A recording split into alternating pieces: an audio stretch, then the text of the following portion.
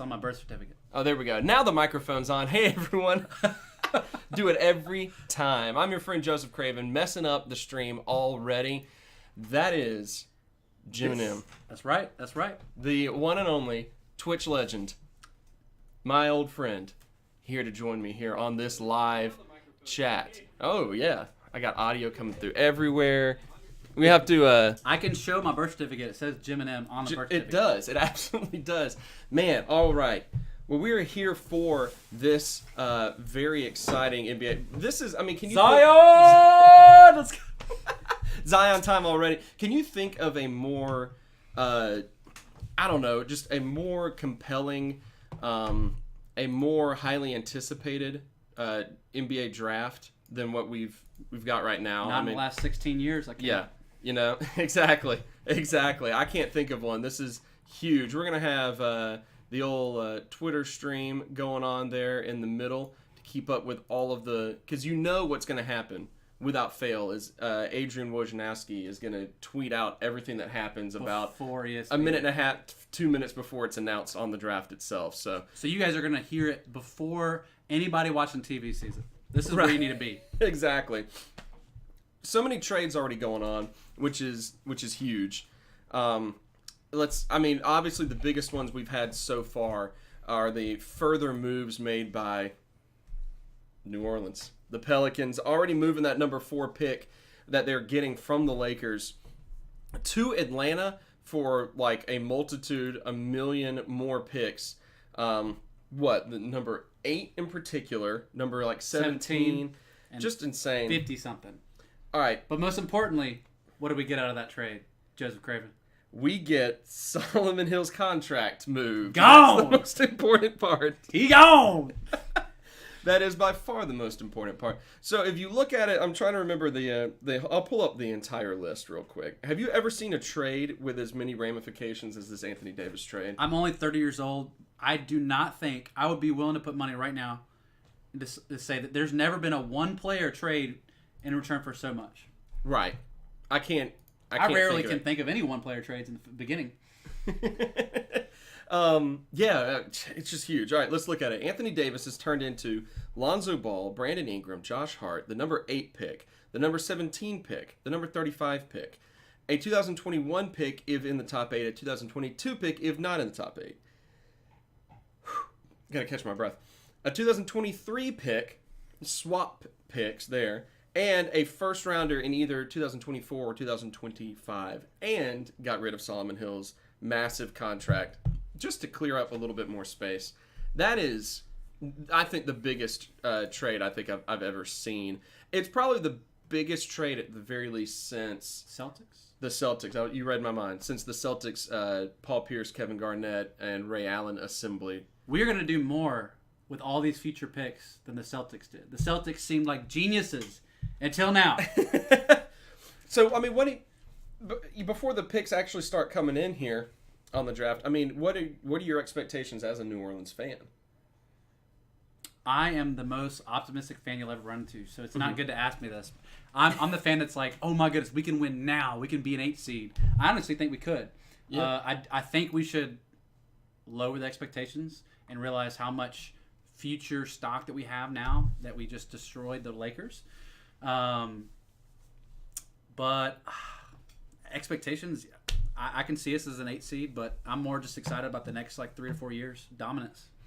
Yeah, I'm excited to see where all this young talent, how they all develop with each other. Mm-hmm. That's what I'm really looking forward to. Stream's looking pretty good. We have audio now. Shout out to Gray Barnes on the live stream. My other younger brother. Gray Barnes! So Gray's jumped in on the live chat on YouTube. If you are listening on the podcast later on, then this is, of course, a live stream during the NBA draft and all of the chaos that is going to go along with it. So that's what we're doing here. So that's why it's a little bit different. This is 40 Minutes of Hell, which is normally a good basketball reference and an apt description of what it is like to try to listen through the podcast. Tonight, probably going to be a little bit longer than 40 minutes because we're going to sit through this draft for a little bit here. But Woj is already reporting, or not reporting, but he has said that Rob Pelinka from the Lakers, David Griffin from the Pelicans, had agreed that if a third team was going to be looped into it, they would finalize the deal on July 6th. So if I remember correctly, that then gives the Lakers does that give them the larger amount of cap space? Honestly, or does that give them the smaller amount? It's so confusing to me. So this deal is not officially signed? Right, no, it's not. Even though we're already taking it and running with it. We're trading with the Hawks. And that's more so because it's an agreement already, but not it can't be finalized until July. Sure. Like, I don't think it can actually, like... There has to have been something signed and agreed. Like, instead of just like, that sounds good. Okay, cool. All right, hey, Hawks, here you go. Yes, exactly. The Hawks deal is fascinating to me. I'm curious to see if they try to do anything else with that as well. Gray in the live chat, a Memphis fan, I believe, if I remember correctly. Could be wrong on that, but Memphis with that number 2 pick and making that Mike Conley move, the other bigger trade so far this week. What do you think of that Mike Conley to Utah move, Jim? I think it's good for both teams. Mm-hmm. I think Utah is going to be dangerous. I think Donovan Mitchell is going to come back and he had a little bit disappointing sophomore season, only because of such hype that he had his freshman year. Yeah, they're going to be dangerous. It's hard to make. I mean, it's hard to make the transition into the NBA from college. It's really hard to keep that going. In that you kind of get a bit of a sophomore slump, even in the pros. Yes. I think it's good for both teams. What about you? No, I mean, completely agree. It gives Memphis more youth. It gives them... they wanted to go ahead and shed the old grit and grind image. No offense, Gray, who just said in the live chat, grit and grind forever. They wanted to shed the grit and grind image. They wanted to go more up tempo. They want to go more exciting. Obviously the future pickup of Ja Morant, who is, I'll be honest with you, my favorite player in this draft. Zion is fantastic, obviously, but I just loved watching Ja Morant play so much. Whoops, accidentally switched something around. I prefer Ja Morant too, by the way. I don't prefer him. You have to pick Zion. You have to. You just have to. Zion's going to be the guy that you can more realistically probably build your team around if you're doing a rebuild. But I don't think Ja's far behind him because Ja is the quintessential modern day hyper athletic, hyper scoring, while also led the nation in assists. He is the prototypical guard of the future. And I think that's huge. Another guy that you and I are keeping an eye on tonight as well is Darius Garland. Speaking of potential guards of the future. A little bit of a mystery. A little bit of a mystery. Guy was getting some hype this week, maybe mentioned in some, maybe stepping his draft stock up some. It'll be curious to see exactly. I'll be curious to see. Not it'll be curious. That doesn't make any sense. But I'll be curious to see where exactly he goes. Do you think that because I honestly haven't heard these. There's experts that study this draft they're already studying the next year's draft. Right. Darius Garland. I haven't honestly heard much buzz about him until this morning. Is that just ESPN? Is that just big networks trying? Because we've all known the top 3. Right. Zion, Ja, RJ. Yeah. Is that just big networks trying to get some kind of buzz because people are not going to tune in tonight because they already kind of know how the first 3 are going? The conspiracy theorist in me, which is a prominent part of my personality, says absolutely that is it. Yeah. There is I think I sent you and our friend Ro Hunter in a group text a couple of screen grabs from Seth Davis's the Finch article that he publishes every year. He's done it for years. He does it on The Athletic these days. But the Finch articles where he talks anonymously with a bunch of scouts he trusts, a bunch of executives that he trusts, and gets honest opinions on all of the draft prospects. And most everyone this year was saying that they thought this was, once you get past the cream of the crop, this was one of the weakest drafts they've seen in a long, long time. So, there could be efforts to build up buzz, build up excitement about these guys. I think at the same time with Garland in particular, because we didn't see him in college. Yep. Because he was injured. I think that's why he's getting more buzz now, because it's like, okay, well, he's finally healthy. He's finally working out for teams. What are we actually going to see? Is he as good as we thought he was going to be as that potential, fourth guy behind this big three, that sort of thing. Possible guard of the future, Westbrookish. Dame Lillard, actually, probably a better comparison for what people are expecting out of him. That sort of player. So I think that's why, but it's probably more so the injury stuff than anything else. If I had to guess. Why is he projected higher? I guess because he's completely healed now than, let's say, Michael Porter Jr. last year, who was expected to be so much higher, and then he was currently injured, and so he got drafted mid first round last year. Severity of injury, maybe. Okay. Because Porter had that back issue and had back surgery, and I feel like that might be it. A couple SEC boys. Yeah, exactly. If you can count Porter. Yeah. He played what? A game? We count Ben Simmons SEC, right? I don't think Ben Simmons counts himself as No, SEC. he doesn't.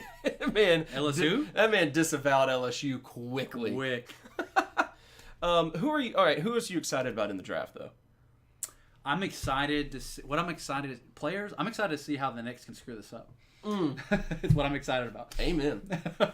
It's so clear that they should pick R.J. Barrett. Yes. I don't know.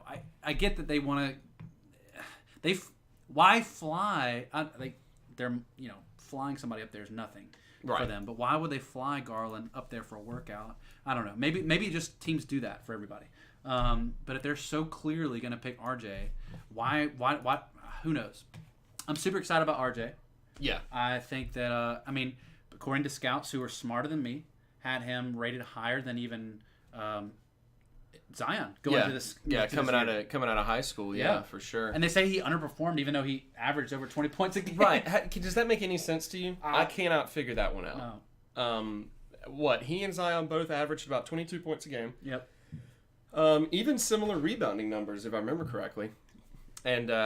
And yet people still want to say RJ kind of underperformed. I can understand when you talk about Cam Reddish maybe underperforming or maybe showing off a lack of motor, if you will. I think that was one of the complaints that they had about Cam Reddish in that class. But what do you think? Do you think are the odds the Pelicans take some of those picks they just got from the Hawks and try to move them up? Because if the Knicks aren't satisfied with the number 3 pick, it seemed pretty obvious when they got number 3. They wanted number 1, they got number 3, and it seemed like they were a little bit miffed by that and would rather try again next year or something like that.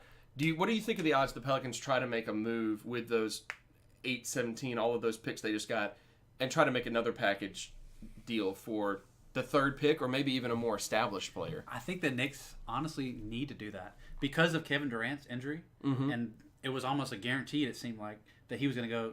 He's going to be out for the full. Yeah. So there's no chance of Kevin Durant going to New York for next year. Right. They're already saying Kevin Durant is... Well, I don't know. There's still people saying that they think KD... they think KD will still get max offers from teams or even from the Warriors if he decides to opt out. But if you're sitting there with a massive injury and you've got a guaranteed, $31 million sitting there to not do anything... You could get paid $31 million to go through rehab with a training staff you're already familiar with. It kind of seems like a no-brainer, but who knows? So if they're not getting Kevin Durant next year, they're probably not getting Kyrie. It doesn't seem like, at least. Yeah, I think Kyrie to the Nets is still something people are really talking about. Would it make sense for the Knicks? We're talking about the Pelicans originally. The Pelicans have a ton of future assets to trade. To trade up for the Knicks. The Knicks, I don't think, unless they're stupid, are planning to contend next year. I don't know. I think there's a good chance. I think we have so many future assets. It's nice. It is. I feel like we're the Celtics of 2000. Yeah, when they blow up when did they blow up the big 3? I remember when they got rid of the big 3, Kevin Garnett, Paul Pierce. At the time, I was like, "Are you kidding me?" Yeah, but that was it proved so good for him. It proved so good for him. What do you think the Celtics are going to be like next year? If they're losing Kyrie like it looks like they are, if they miss out on Anthony Davis trade, which they are, what do you think of the Celtics with, the group that they have, and apparently maybe losing Al Horford? I think the media has them way higher in panic mode than they should be. I mean, they still have a solid team. They have an extremely solid team. I think the only reason there's any panic, I mean, they have Gordon Hayward, who is, I think, going to be 100% coming up this year. They have Jaylen Brown. They have Jason Tatum. Who am I missing? Smart. I mean, yep. They have Smart, one of the most underrated.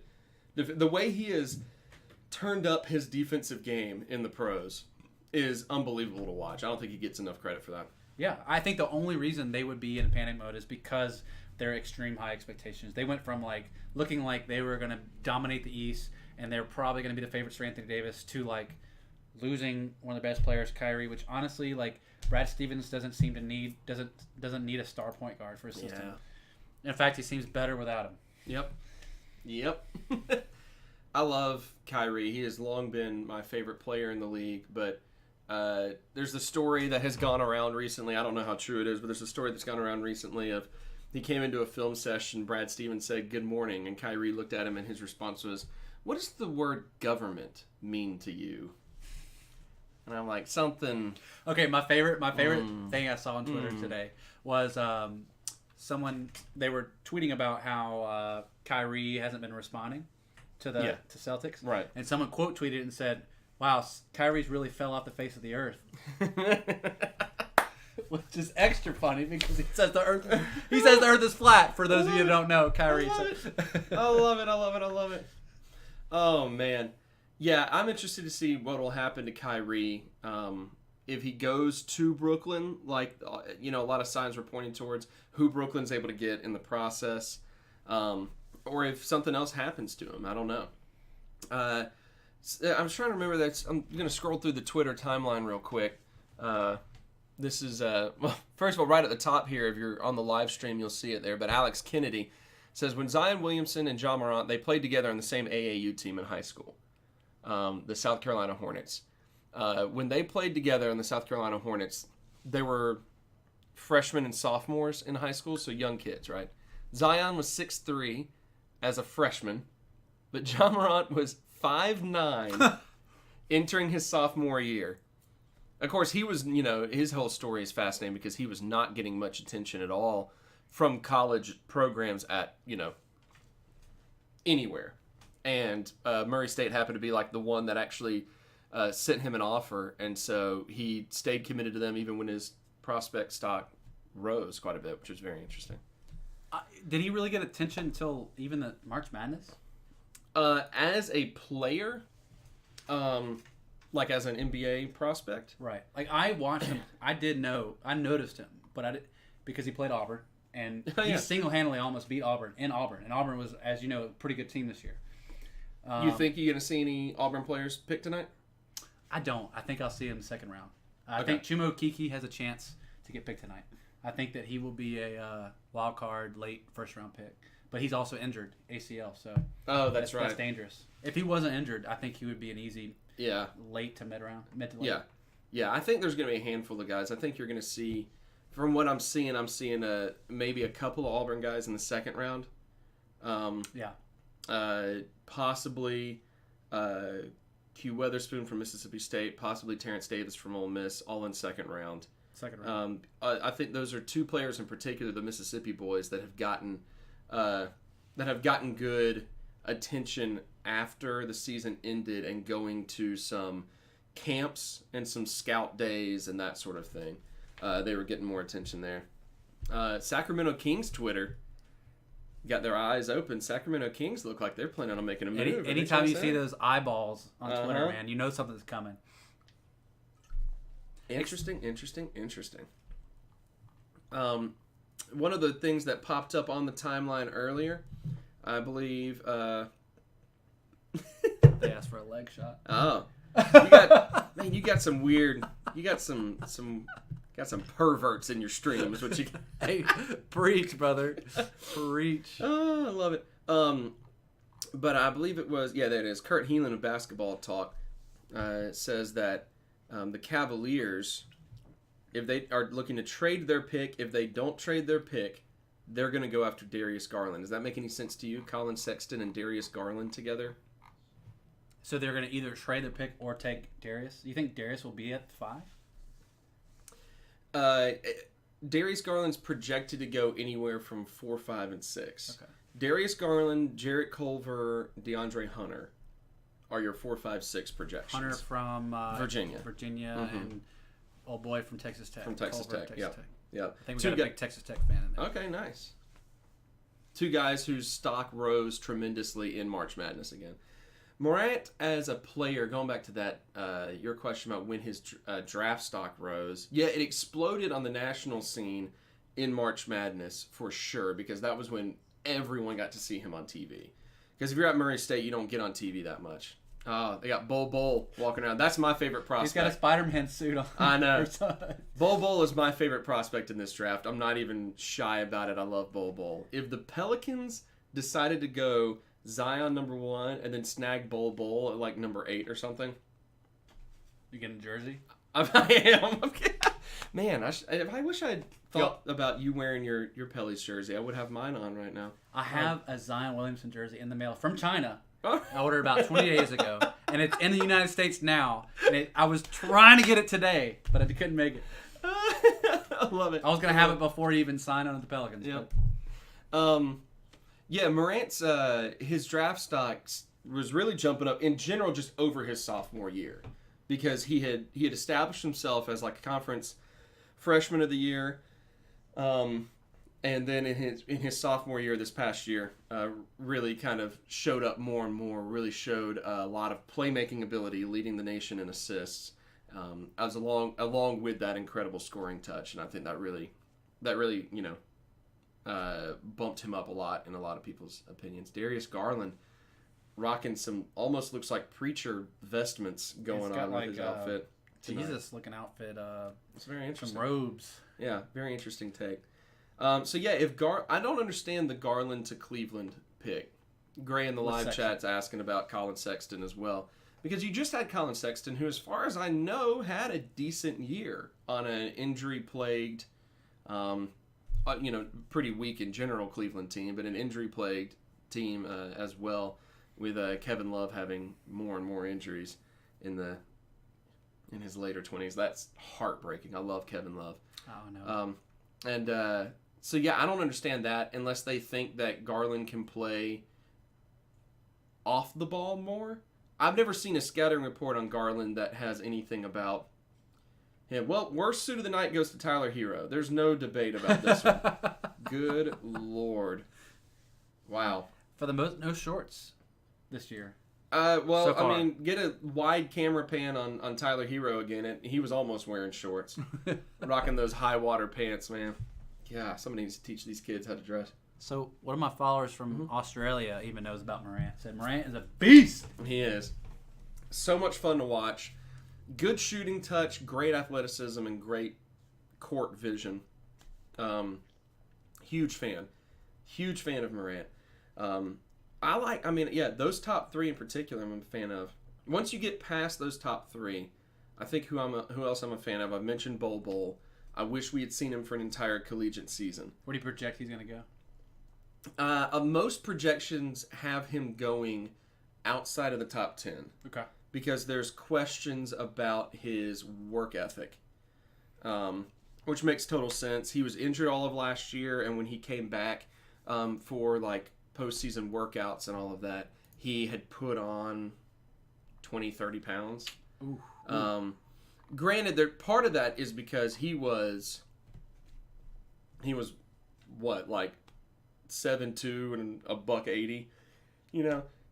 He was rail thin anyway, so I think he just put on some weight anyway, just from like getting older. But it is it didn't look good for him to come up. You know, what was his injury? His injury was forget it. Okay. It wasn't anything I think anyone was too concerned about. Right.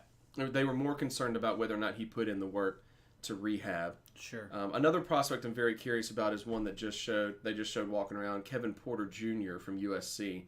A very talented scoring guard who, again, work ethic questions has really hampered him.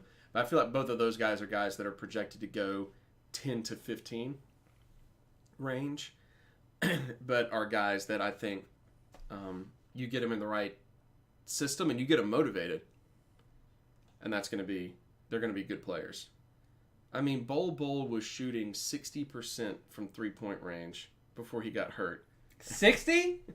What? As a 7'2" kid. Sign me up, baby. Yeah, I'll pull up his stats again real quick. He's projected where mostly? Outside the top 10? Outside of top 10 for sure. Would you be happy with 8 if we picked him 8? Or is that too high? It's probably too high because you don't know. Yeah. Well, we don't know any of these guys. You just don't know.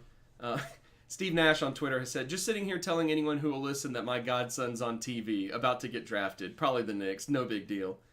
Love that.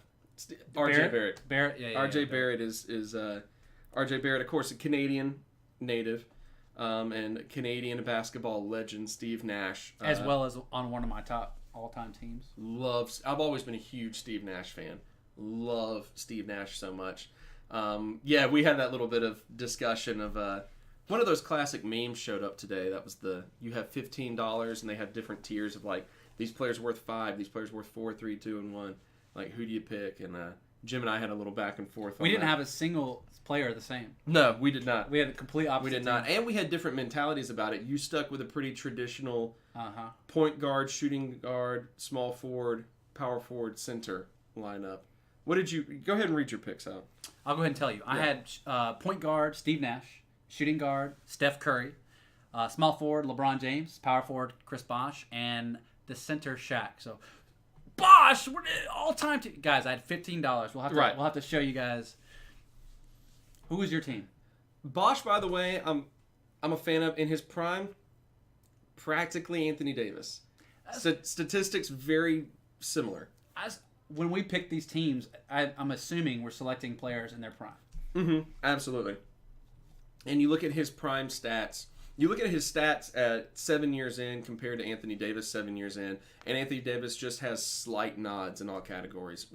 In particular, defensive categories, Davis definitely has a nod there. Yeah, I mean, I certainly believe AD will go down as better than Bosh one day, but absolutely. I don't think AD would have been worth $1 in that graphic. No, I went with a much more modern positionless. Your suggestions to follow are like all my people.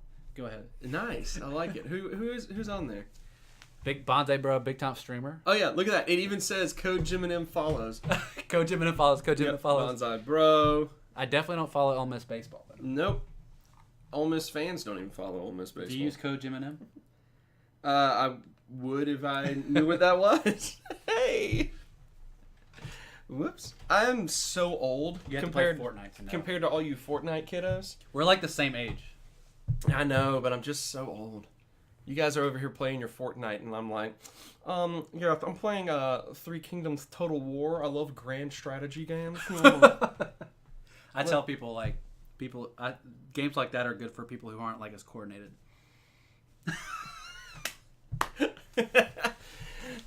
No comment. Okay, Gray has pointed out Bol had a stress fracture in his foot. Stress fracture? Yeah. Okay.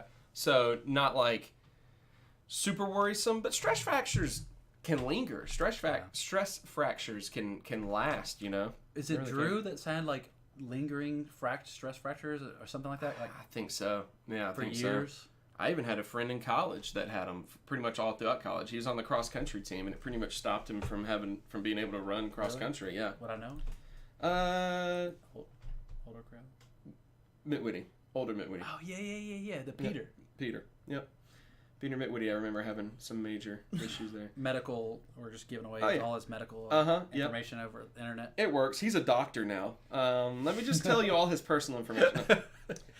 Just so you know, before. Okay, I had it wrong. He was only Bol was only shooting 52% from deep. Oh, okay. Which I know. Only 52%. I'm sorry. He was shooting 57% overall, 52% from deep, averaging 21 points a game. For who? Oregon. 9.6 rebounds, 21 points a game, shooting 57% from the field, 52 from deep, as a 7'2" player. There's a lot that people like about him, and there's a lot to like about him. It's just the issue is, again, work ethic, and does he have the frame that's going to work? 7'2". 7'2". They list him as 235 on basketballreference.com. But Gray says he can shoot 45% on 1 foot, no problem. Agreed. If there's anything I know about basketball, you don't have to have both feet in order to shoot. Look at Klay Thompson. Torn ACL, still shooting free throws. True. How tall is Zion? Is he 6'5"? He's like 6'6", 6'7". I thought he was bigger than that. Yeah. Someone told me today he was 6'5". Nah, he's listed at 6'7". Okay, I've seen actual NBA experts listing him as a potential playing the 5. He's an incredible defender. Absolutely. People don't talk about Zion's defense nearly enough. He's like an evolutionary Draymond Green, I think, in that regard. But more athletic. Yeah, more athletic. Doesn't have probably the wingspan. One of Draymond's biggest things was that he had great wingspan, and that's what helped him cover like all 5 positions, basically. So, just so you know, Bum Chillups on Twitter. If anyone is listening right now, watching, is not familiar with Every Day Should Be Saturday, Spencer Hall on Twitter, should follow him. He's great. If he's not on your team already, then tonight I hope you take the only surefire pick in any NBA draft, our Lord and Savior Jesus Christ. Bum Chillups. Bum Chillups. All right. Looks like the draft itself is finally starting. Here we go. Are we going to get audio for them? Yeah, we could definitely get audio for it. Absolutely. I'm down with that. Let me make sure nothing else is... That's not illegal. Is it? It might be. Let's just have it on our own speakers. Yes. And, if someone happens to kind of hear some of Adam Silver, that's just... Oh, we got people asking... how much time do I have? I'm like super excited. Like I know where we're gonna pick. Yeah. But I still am so excited. I'm nervous for some reason. Why? Really? Why do you think why am I nervous? I have no idea. It's so great because they just said on the TV that it's like they have 5 minutes, but probably won't need 5 minutes. Right. Other people's Mark Stein here on Twitter saying no sources needed. Zion Williamson is finally a Pelican.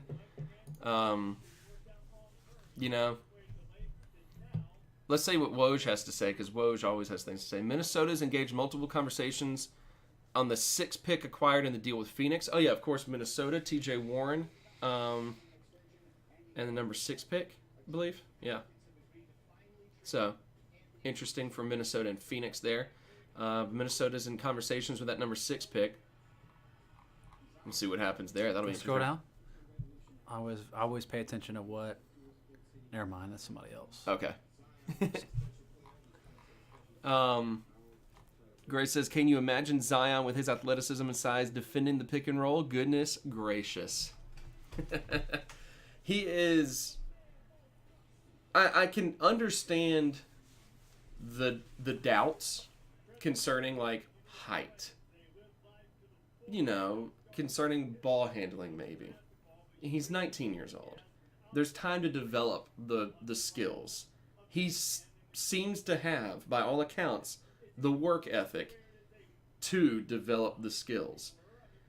Basketball at this point in time is a positionless game, right? Like that's the term that gets thrown around all the time, positionless ball. Height does not matter nearly as much these days in the way the game is played that it used to do. What do you think's the ceiling for Zion Williamson? Ooh, the ceiling? Yeah. Man. It's if Zion... For Zion. Yeah. If Zion gets a shot, like an incredible shot, like I feel like he's got a good shot. I just don't know. It's okay. Like it's decent. It's okay. not an excellent. If he was to develop a jump shot in the NBA, I think the ceiling, because of his sheer size and sheer athleticism, his ceiling has to be LeBron James. I'm not saying that he's going to be a LeBron. I'm not saying it all right now. I'm not saying Zion's going to be a LeBron James. I'm not saying that at all. But if we're talking ceiling, his sheer ability, his sheer athleticism, I put that as a ceiling. I think that's tough. It's gonna be tough. But he's got all the necessary tools. He's more athletic than LeBron James, which is insane. You think so? I mean, You think yeah. Because he's 285 pounds. like I think they both probably have similar measurables. Like I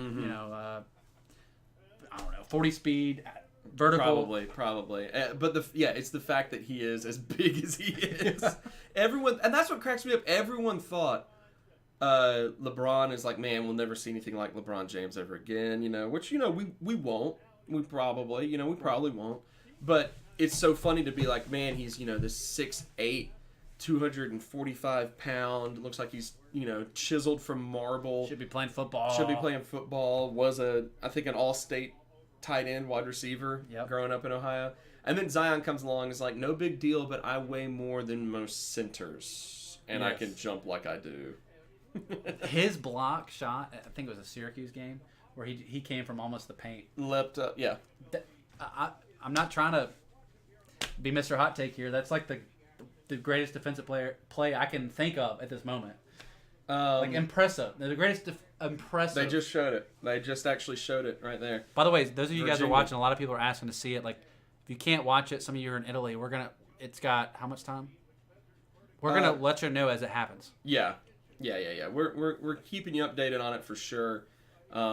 For copyright reasons, we're not putting any of the broadcast up on our channel, obviously. ESPN is very particular about these things, and they will hunt you down and kill you. Zion in college in his 1 year, 22.6 points per game, of course. That 8.9 rebounds. And he did shoot a decent 34% from deep. Zion? Yeah, Zion did. So, not like...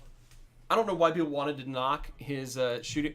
That's the weird thing about like the modern NBA, is that people are still obsessed with shooting. That it's like, well, if this guy can't shoot at all, like what's the purpose? Like, right. How good can he actually be if he's not Steph Curry from long range? Don't devalue Steph Curry. David Aldridge says if the Pels had any sense of humor, they'd pick Kyler Murray. If the Pelicans was the antithesis to today's NBA, right? Wait, if they were, they are. I mean, if this lineup,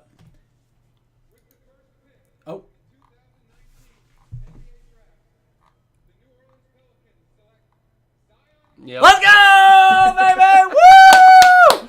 As if there was any doubt, it is official. Let's go, Zion! Let's go! Zion Williamson is here. The Pelicans could realistically draft an entire new team this draft, I think, with all the picks that they have. Be curious to see what else they do here, but they've got the building block for the future. They've got Zion Williamson. They've got the man we're talking about, the man who I think, and I recorded a podcast during the middle of the college basketball season. It might not even have been. It might have been early in the basketball season, like when he first, the season started and people first realized how big he actually was. I recorded a podcast talking about how he is the future of the NBA player. It's where the basketball has over the years very quickly become more and more about physical freaks, and he is just kind of the future of what that is going to look like, I think. So. Yeah, Zion Williamson is a Pelican. What do the Pelicans do now, you think? That's insane. It just showed that he had the highest field goal percentage in the history of freshmen in NCAA history. I mean, also all those dunks. Yes. They certainly helped the field goal percentage. Yeah, but when you can dunk, when you can run a fast break like he can, when you can get down low and finish with as much efficiency as he can. Yeah. And you've got the defensive ability that he's got, and the defensive potential. Because again, he's 19 years old. He's going to be the player to watch for the next 2 decades. All right, so he's talking about. They're asking about. He's crying. This is it, man. This is what his life has been leading up to. Can you imagine a moment like this? He's got legitimate, serious tears. Yep. I wouldn't be here without my mom. She did everything for me. People have talked about for the last few weeks about how the Pelicans, He's not going to want to be in New Orleans. Hold on. Right. Small market, man. No one likes small markets.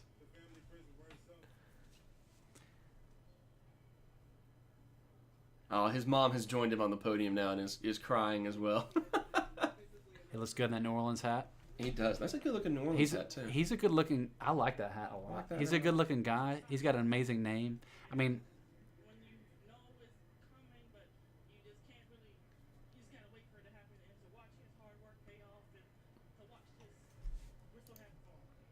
Huge moment for him. You know, this is a good moment to kind of course, revisit the fact that this, we look at these athletes. I think we tend to forget that athletes are human beings. So to see the human element introduced here of just how overwhelming this is, like he's known it as much as any of us have known it. He's known since maybe the college season started that he was going to be number 1 overall pick.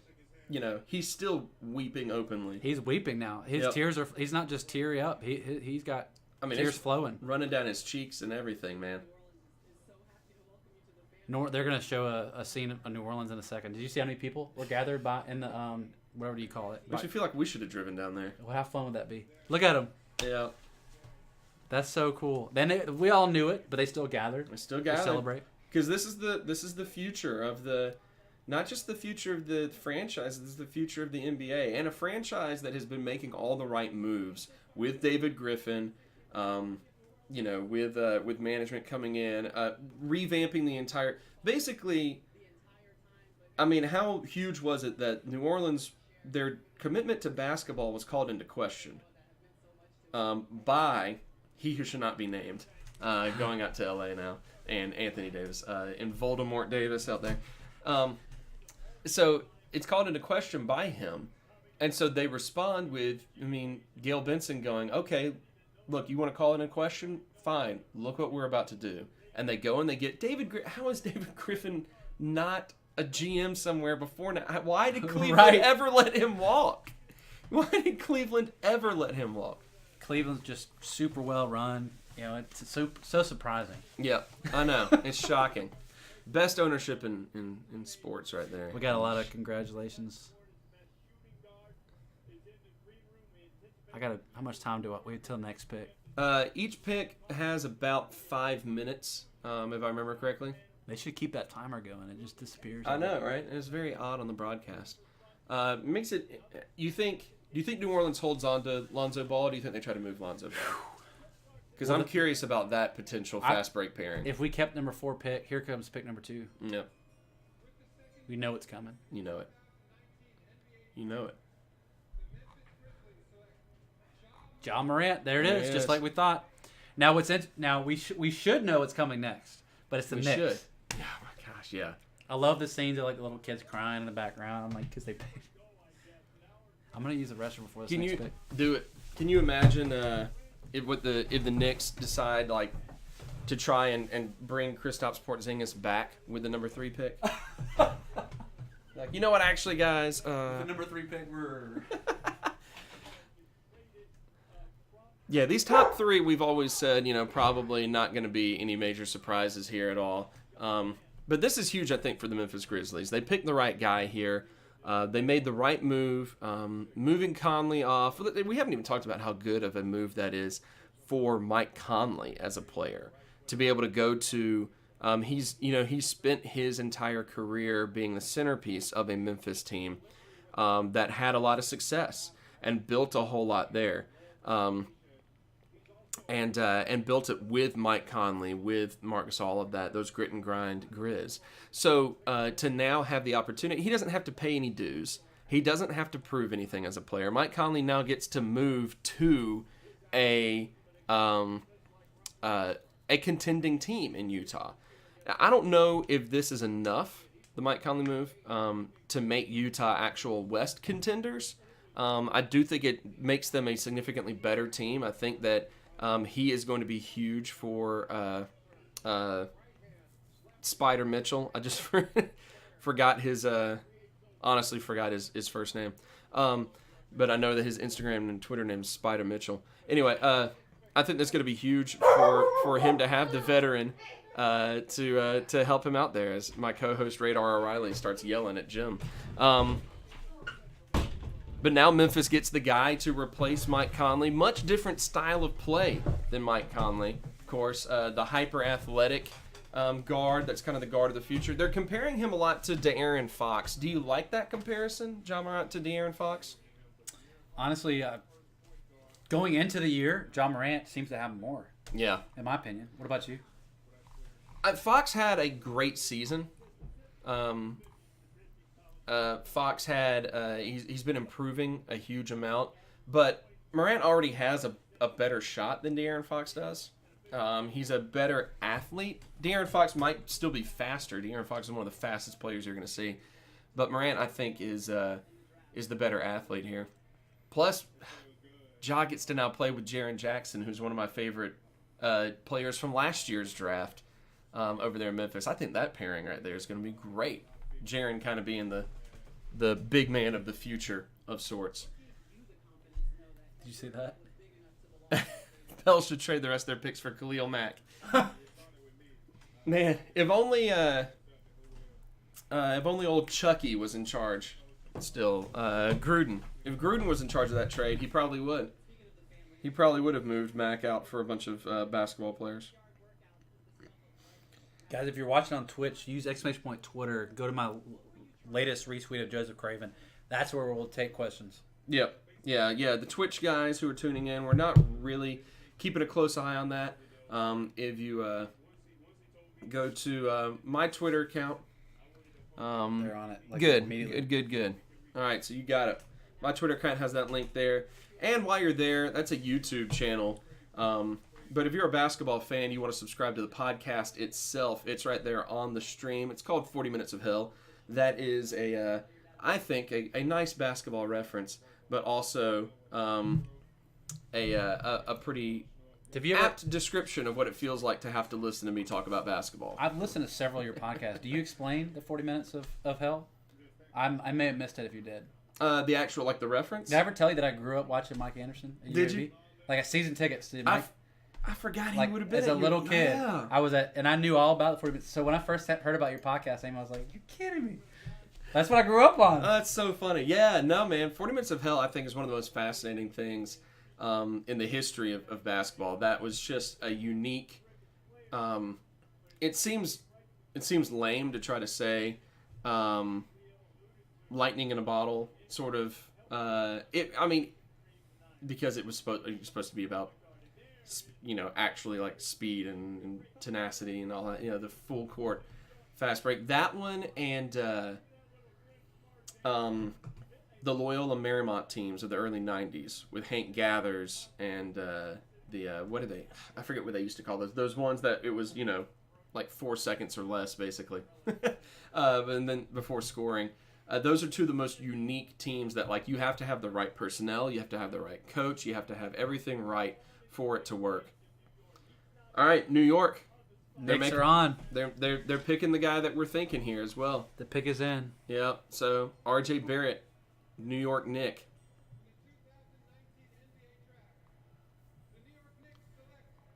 So no surprises. No surprises, huh? No surprises to the first three picks. You think R.J. Barrett's a piece you can build a team around? Man, I don't know. I feel like he could be. The fact that, again, people smarter than me, NBA pro scouts, college scouts, rated him higher than Zion Williamson. Right. And then he scores 20 plus points, and it's an underperforming season. They had the same scoring average last year. I still think that's fascinating. They both had the same scoring average. Shout out to Portraits Music joining us on the YouTube live stream.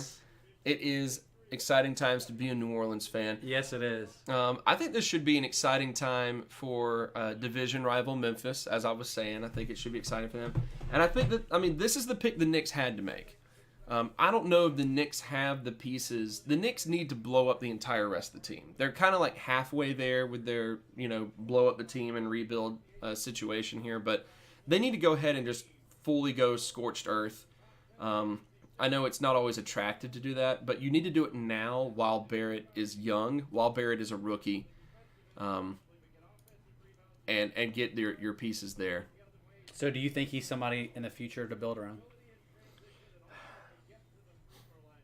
I think he would be best as a just below like superstar level. Like I always think about maybe the best second man in history in Scottie Pippen, right? You know, I would compare him, you know, maybe to that sort of level of player. Scottie, I got a huge amount of respect for. Probably the best on-ball defender of all time. Not necessarily a guy that you would build a team around. Right. R.J. Barrett's getting Jalen Rose comparisons. Yeah. The only reason he's getting Jalen Rose comparisons is because is he a lefty? No, he's not a lefty. Honestly, don't know. But it just said that RJ first time ever, potentially, or one of the first times ever to lead the ACC in points per game, rebounds per game, and assists per game. Yet it's still a disappointing season, like we said before. I don't understand the critique. I'm not sure either. I just don't understand. I like his skill set a lot. He has gotten some complaints about his long range shooting, needing to ramp that up quite a bit. And I think that's what kind of, when I look at him, I get a little bit worried that he's Harrison Barnes.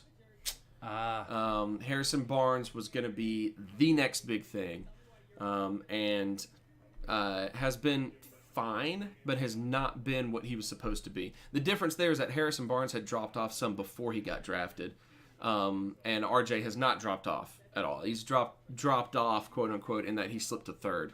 But how do you? They expected him to like Cam Reddish, for example. How do you really shine when you're surrounded by college players like Zion Williamson, Cam Reddish, and company?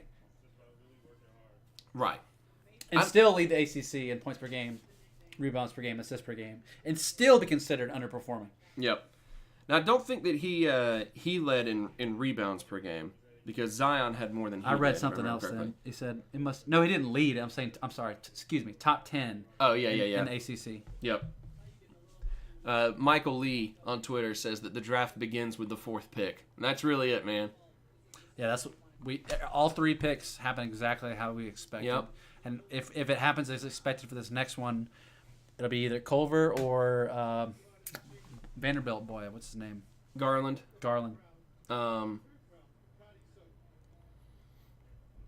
Is that R.J. Barrett's father? Because, or is that is that his father or is that his twin brother? They look extremely similar. Oh my gosh. But he looks like slightly older. Yeah, he just looks like not much though. No, they're even like the same height. Did his dad clone himself? Is this a Jango Fett, Boba Fett situation going on here? Yo, yes. I don't know. Yes. So Atlanta got the number 4 pick here. And a lot of what I was reading is that Atlanta is leaning towards picking up DeAndre Hunter from Virginia at number 4. Hunter's supposed to be one of the best wings.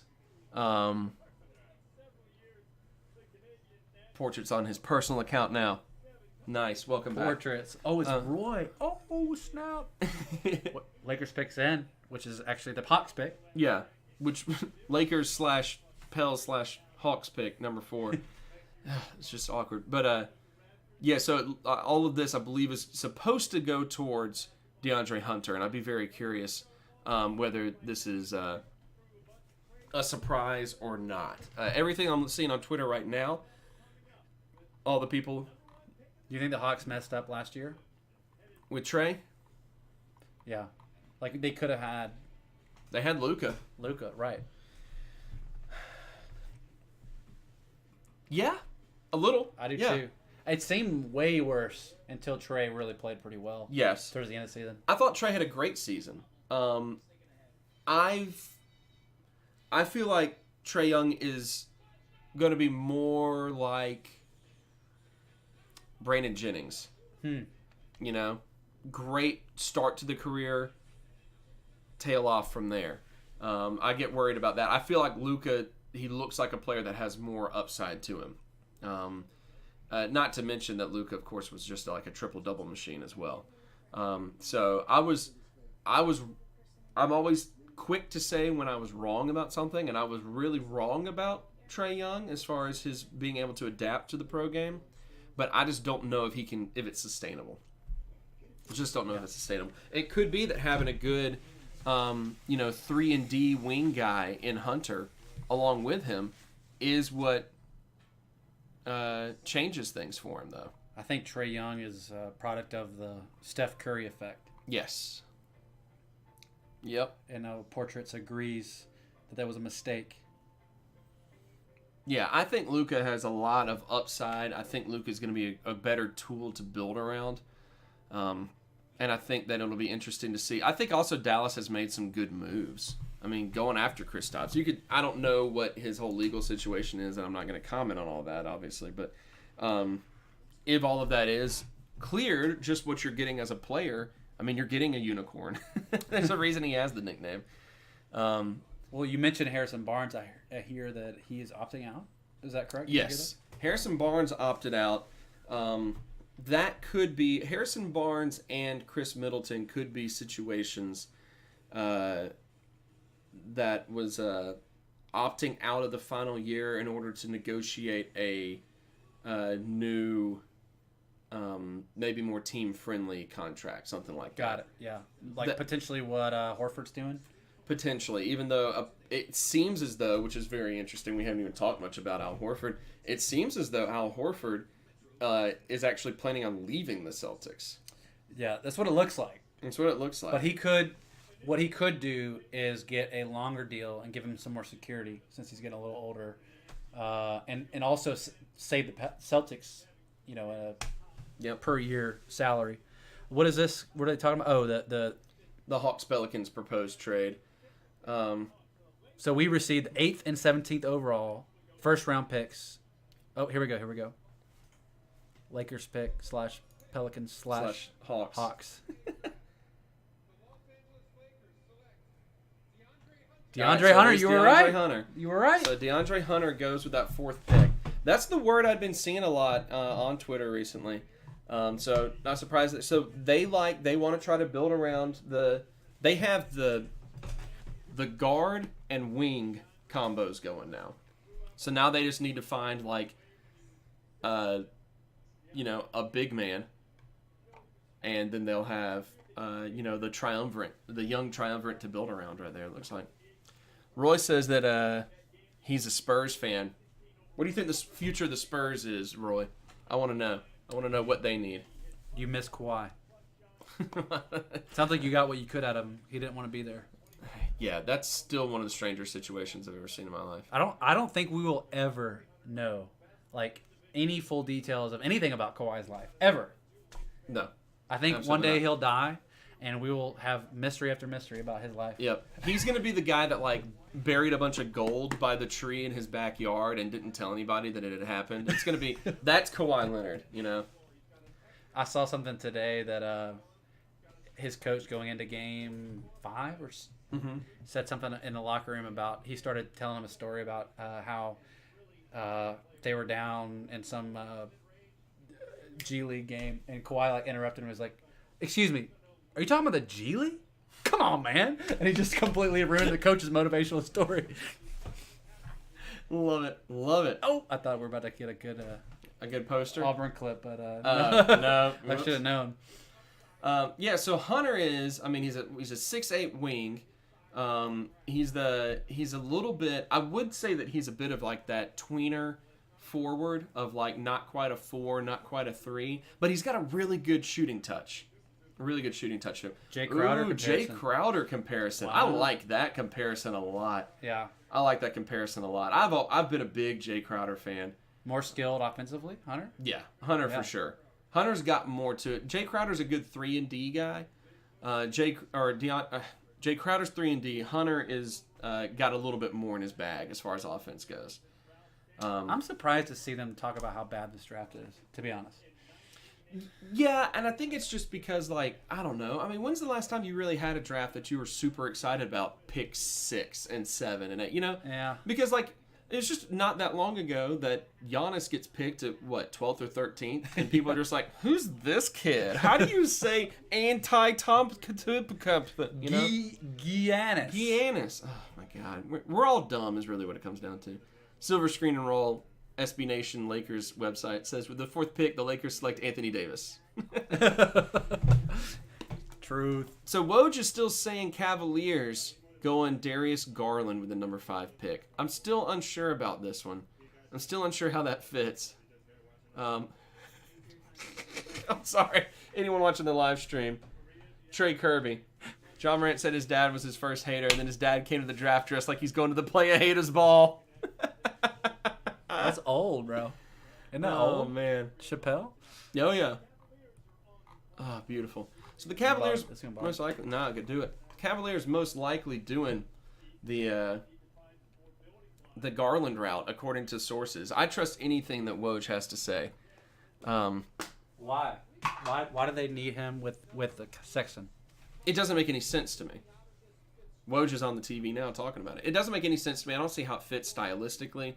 I don't see how it works for a rebound purpose, unless they think maybe they can move Sexton. Well, in like NFL, I think, or MLB especially, you take the next best available. Mm-hmm. I believe, because there's so much that can happen. NBA is different because you're only playing 5 guys at a time. So like drafting a specific position is much more important. Yeah. I don't know. It seems like Culver would be a better fit as an off guard than. So is this available? They got number 3, Culver is the next best available. Yeah, so Culver's available. Jay Billis is best available. He had Culver. He has Reddish up there. Who does he have 1 and 2? I mean, I guess. I think those are based off of overall ratings. Maybe not. Oh, no, here it is. He has Kobe White from North Carolina and Darius Garland. So the 2 point guards jumping up in draft stock. That's interesting. I haven't seen Kobe White in the top 5 anywhere. No, I hadn't either. I've seen him in the top 10. I've not seen him in top 5. I see Jarrett Culver in so many drafts projected at 4. Absolutely. I still think Cam Reddish is going to be a steal where he goes because I don't know. I get that his draft stock's lower, but he was overshadowed. His whole. You know what I think? What's that? I think of Cam Reddish in terms of his draft stock and everything. I think of it in a Karl Anthony Towns situation. Oh. You know, Cat didn't get much attention. The difference is Cat was good enough and had enough potential to go number 1 or whatever. Right. But he was not a starter in college. He played a different. I think Reddish just didn't. They didn't need him to do much more. Right. And I think there's a lot to be said about a guy that doesn't force the issue. Shane Battier had a very long, very successful career on multiple levels as a player that didn't do anything he wasn't supposed to do. If he needed to score 30 points, he could. If he needed to only score 6 points, he was fine with that. And he would facilitate, And I think a mentality like that is rare. Yeah. Exactly. NBA and ESPN pointed out 8 lottery picks since 2011. Canada producing elite NBA talent. And they just won the NBA title. Yeah, and I don't think they had any Canadians on the team, but nah. Roy says, I do miss a claw. Yeah. Excited for a healthy Murray. Oh yes. Yeah. No idea what we need in this draft. We need to get rid of Aldridge for sure. Yeah. The Spurs need to. Cleveland's going to come up and pick Darius Garland, and it's going to confuse us all. Sure did.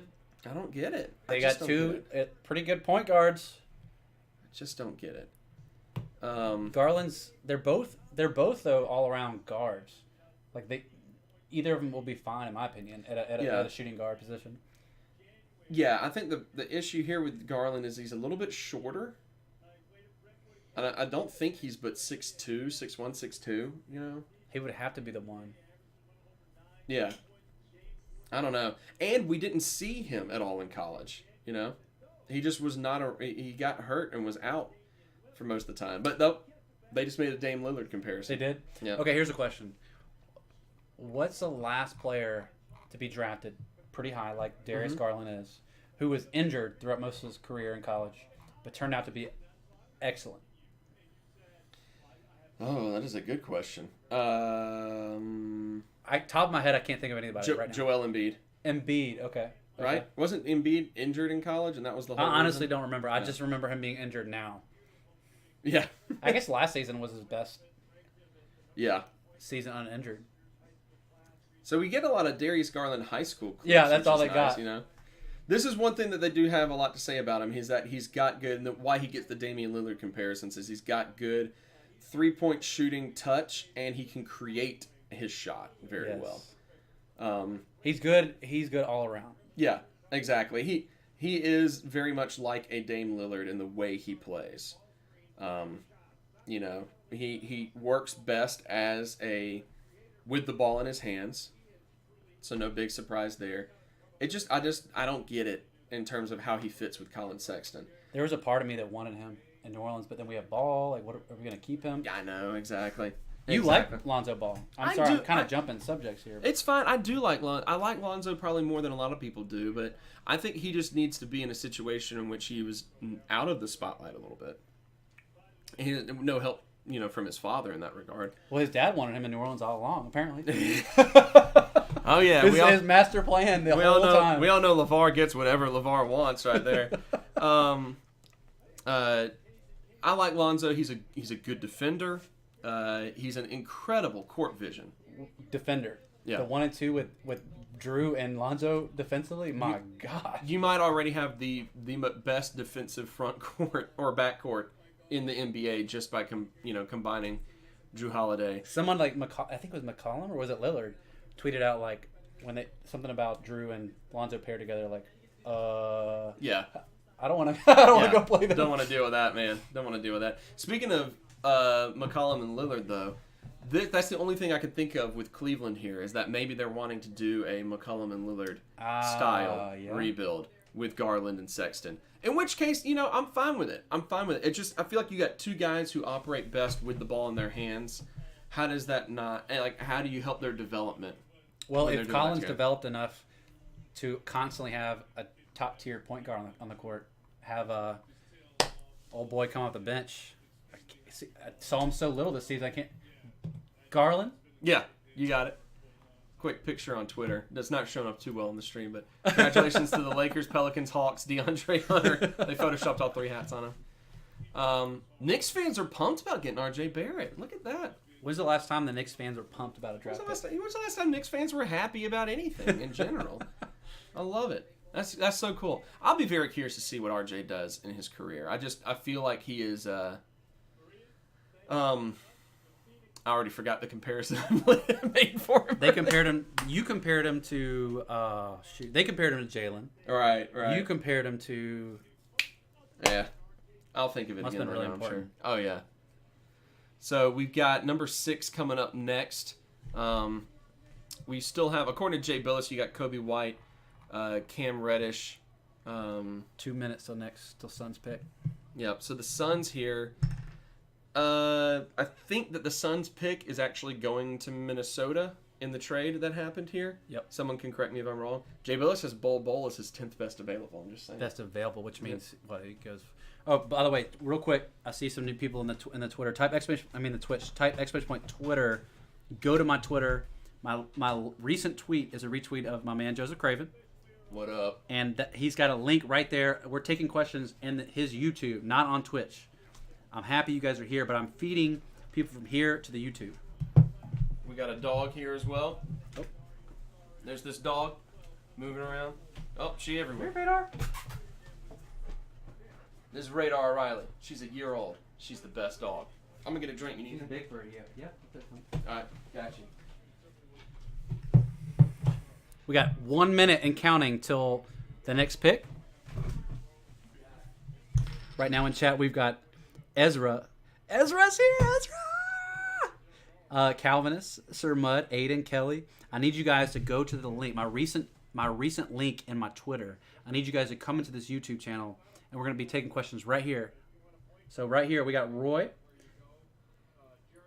and we got Gray. Do you buy Lakers' favorite hype so early? No, I do not. So the question from Roy asked, do you buy the Lakers' favorites so early? I do not. LeBron James and Anthony Davis are fantastic, two of the best players in the league currently, both 2 top 5 players. But do they have a team? You have to have a full team. You got to have a bench. I don't know how that's possible right now. So I don't buy that. I'm not putting any money down for the Lakers to win the championship, but I'll be excited. And as a Pelicans fan, I'll wait for him. We have future Lakers picks, so we're going to be cheering for them to plummet. We have extra motivation for the Lakers to be awful, even though 2 of my favorite players, Anthony Davis and LeBron James, are on that team. Ezra, I'm going to make you. You can only talk to me on the YouTube. This is the last time talking to you.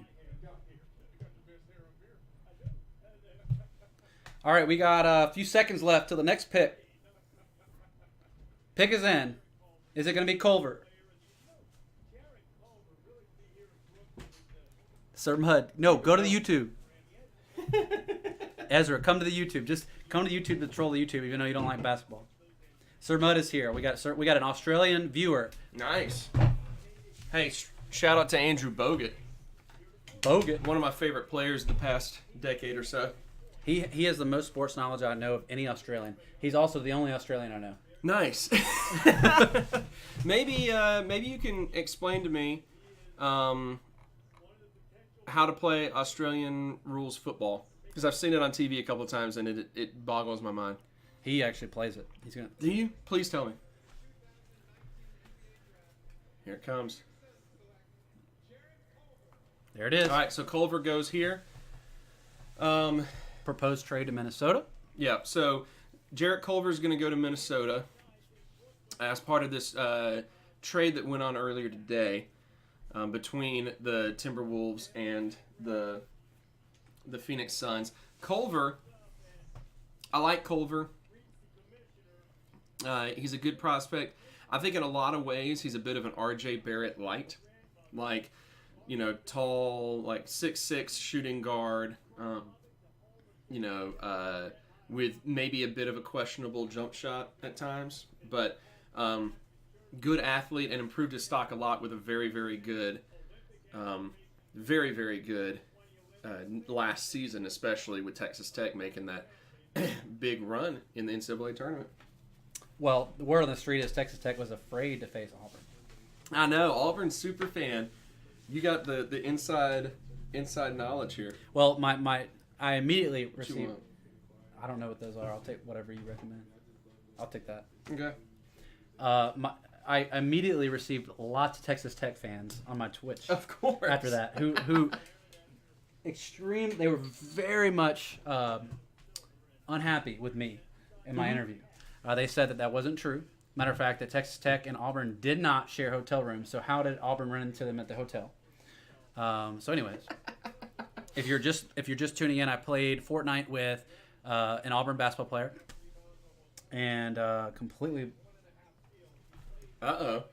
losing who I was playing with. Well, you're not going to play with him again, that's for sure.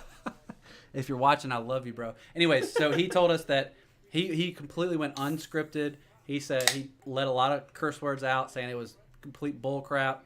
That's not exactly what he said. That Auburn lost that game. And matter of fact, Texas Tech was afraid to play Auburn. They said it themselves in the hotel room. Honestly, what I think is if they did say that to them, they were saying it just to let Auburn feel better. Like, Probably man, so, we're sorry, man. We didn't want to play so. y'all anyways. All right, so word is coming in that the Bulls are going Kobe White from North Carolina. And the TV right now is making the comparison I was actually going to make. Because Minnesota is picking Jarrett Culver, it's a natural replacement for what they lost in Jimmy Butler.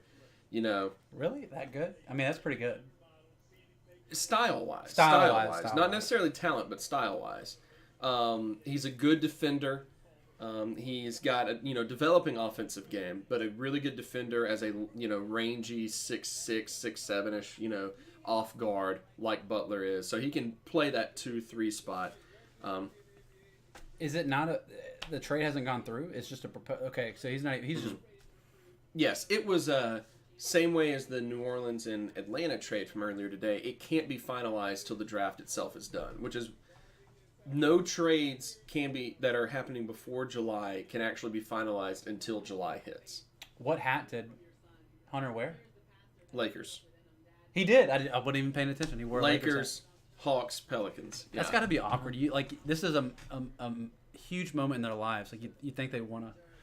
We got some good questions, by the way. Oh, hit me with one of them. Okay, so Roy says, "Do you buy the Lakers as favorites hype so early?" I said no. I said two of the top 5 players in the league, but who else? Like, who else? They don't have a team. They don't have a team, and they barely have any salary cap to get anybody. Right.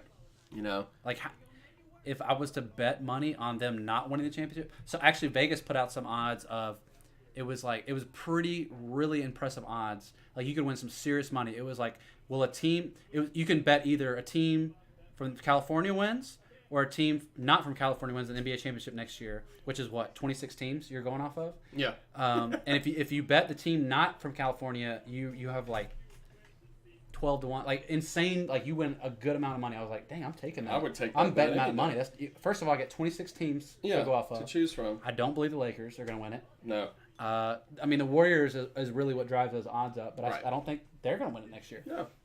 No, they got too many injuries going on to be able to do that. Kobe White broke Michael Jordan's freshman scoring record at North Carolina. Did not know that. So him going to the Chicago Bulls is very interesting as well. Gotta love the hair. And George Short. Yeah, great hair. He's also he's like a solid 6'4", I think, as a point guard. Solid. I think he's a solid height like that. So and the Bulls, of course, don't really have anyone to be their primary ball handler. If they're keeping Zach LaVine, he is a point, but I think he's really developed into more of a wing player. So anyway, Kobe White to the Bulls. That's interesting. That's projected, huh? Yeah, we'll have to wait till it's official, but it's looking like it's pretty much definite. Who else we got in the chat asking a question here? So Sir Mud from Australia is here.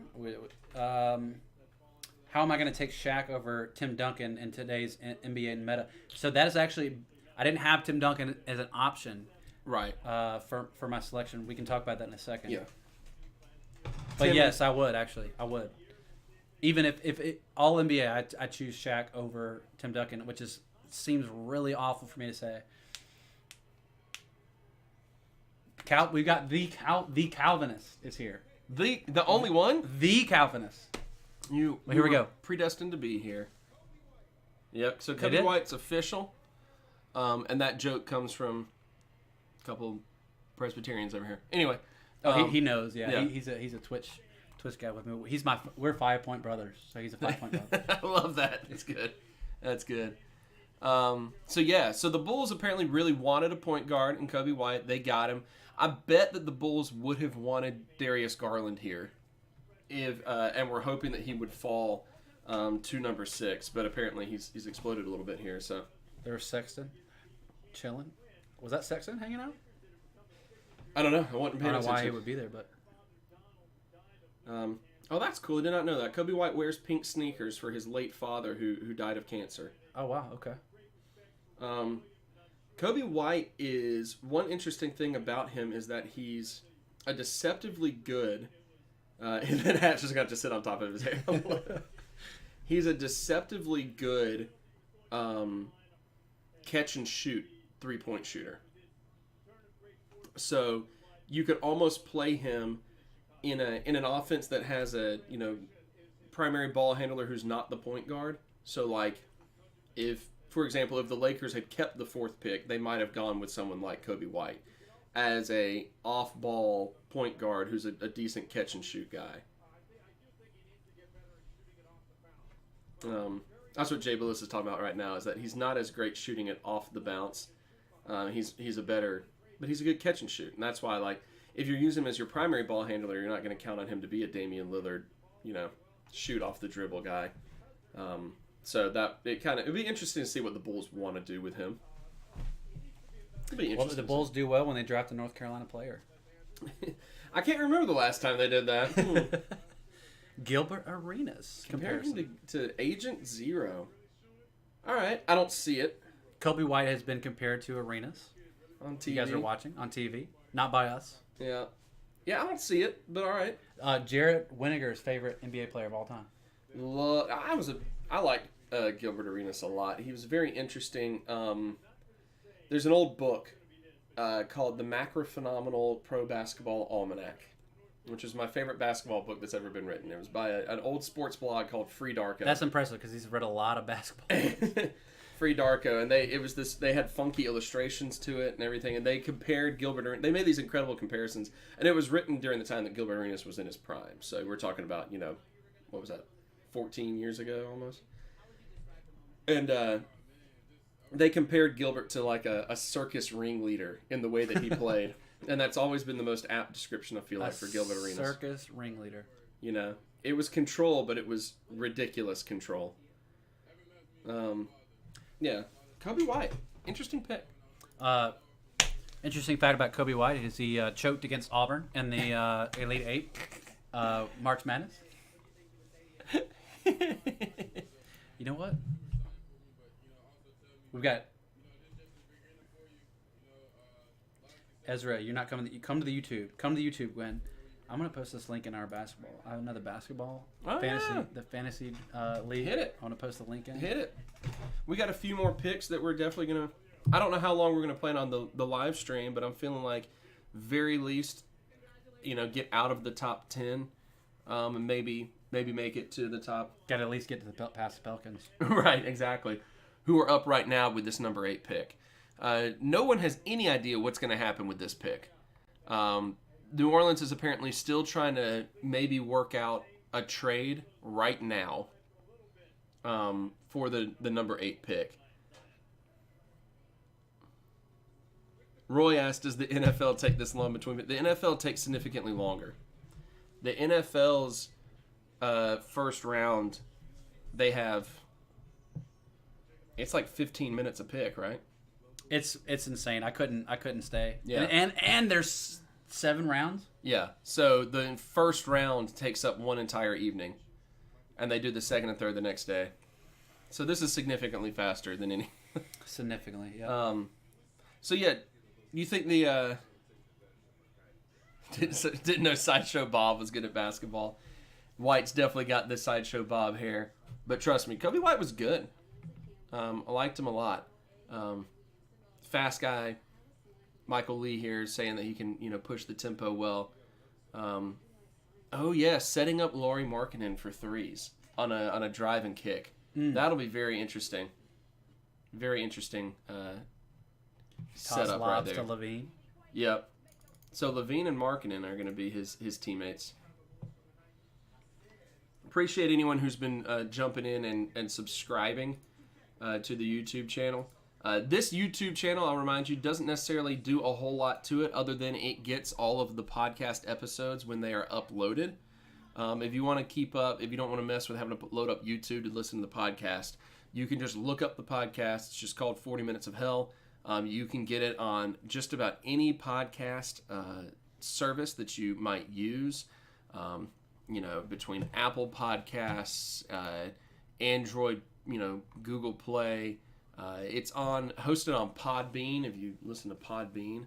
So, anyway. If you don't like me, then that's great. You will even... I rarely make the podcast anyways, so... So, the word is that New Orleans is going to get Jackson Hayes with the number 8 overall pick. Okay. Tell us about...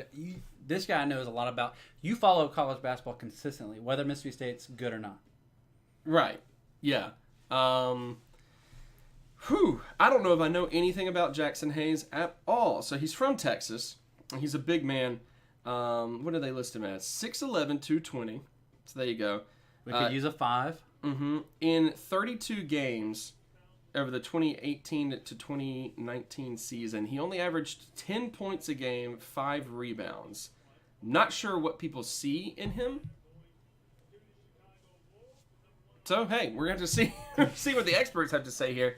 This is interesting. I don't know if this is I got no idea. The Sacramento Kings are continuing to tweet out a bunch of eyes. Reddish is still on the board. Yeah, Reddish is still on the board. So Jackson Hayes is projected as one of the top center prospects here. Okay. Adrian Wojnarowski is saying that... I need to pronounce his name better. Adrian Wojnarowski is saying... Woj is saying that David Griffin is aiming for the most athletic front court in the NBA with Zion Williamson and Jackson Hayes. So Hayes apparently is known as a great athlete. Yeah, but a top 10 pick just for a great athlete. Here we go. I don't know about Here we go. Number 8 pick is the Hawks. I just don't know about that. Reminder, this is the Pelicans pick.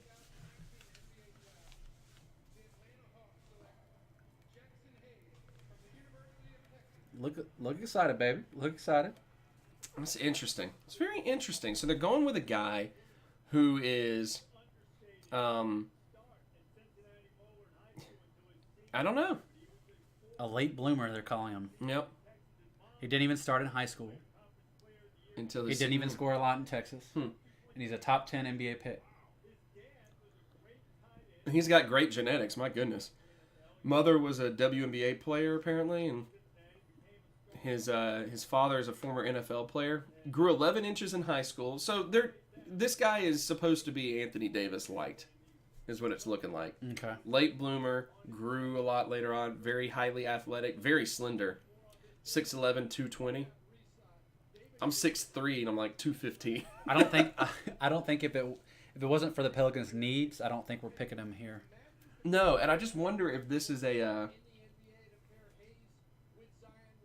I don't know. I wonder if this is a. This is bullcrap. I don't know if they're planning on moving this pick or what. You know, the fact that it is a guy who was not, the fact that it is not a guy like Cam Reddish, or yeah, I think that means that they weren't drafting someone who was just like the best available in order to maybe make a move. I think this is a sign that the Pelicans are planning on keeping and using and developing this kid because he's still apparently very, very, very raw. But If he can protect the rim, which is what they're saying. man, he does seem quite athletic. They're showing some highlights, and as an almost 7 foot tall kid, he's getting up there. Only took 5 shots a game. Here comes the player comparison. Tyson Chandler. Hey, New Orleans legend Tyson Chandler. Hey, if this kid becomes Tyson Chandler, I'll take that any day. Combined with Zion, let's go. You kidding me? Tyson Chandler was the oh my gosh, Tyson Chandler was like the predecessor for the modern big man. Quick foot, good athleticism. Maybe not an offensive threat, not like the low post game was not as much of a thing, but if you look at like DeAndre Jordan, Clint Capella, and you know all of that, Tyson Chandler was the predecessor to all of those guys. JaVale McGee. Yeah. So that's an interesting comparison if he is that sort of guy. I like that he's young. I like that he's only a freshman. Yep.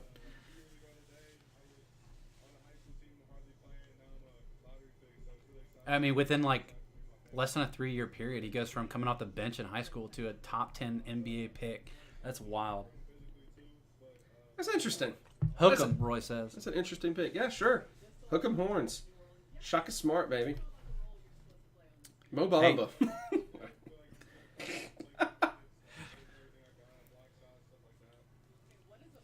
We got Jackson Hayes. Yeah. Man, I thought that song was a banger when it came out. Yo. And I've played too much 2K to tolerate it anymore because it shows up I like. still play the instrumental version of that song on my stream. Almost Nice. Good. I can't play the actual lyrics on my family-friendly stream. Of course not. Sources are saying that the Washington Bullets, the Wizards, are picking Rory Hachimura. Did you say Bullets? I did say the Bullets. I'm so glad. The best thing the Wizards ever did was go back to the I read his name. Go back to the Bullets color scheme and jersey design. Best thing they ever did. So MJ would have looked much better on these Wizards jerseys. Yep. So would Gilbert Arenas. Here it comes. Pick number 9. The Wizards.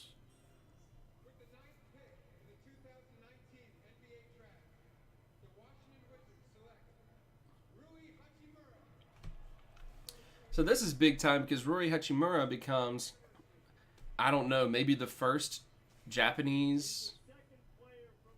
second Japanese NBA player. So that's awesome. That's really cool. I liked Hachimura in college. I don't see how he translates to an NBA player. Did you say first? I was curious if he was the first Japanese player in the NBA, but he is the second Japanese player in the NBA. I'm not going to say what I was thinking. Okay, yeah. In case you're curious, Yeah. Jeremy Lin is not Japanese. Definitely not. Taiwanese, I believe Jeremy Lin is. Got it.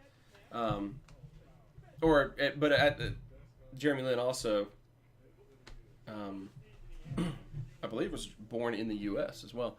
And Hachimura was actually born in Japan. And then moved to the U.S.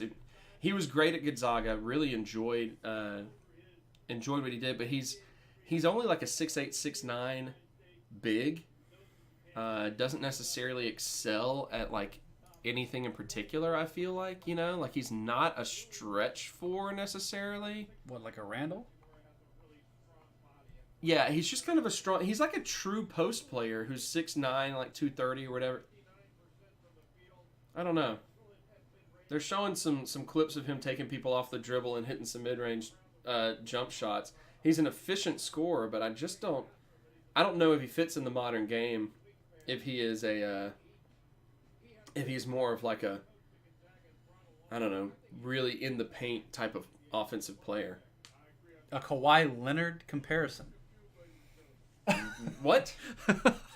What? Okay, Chauncey.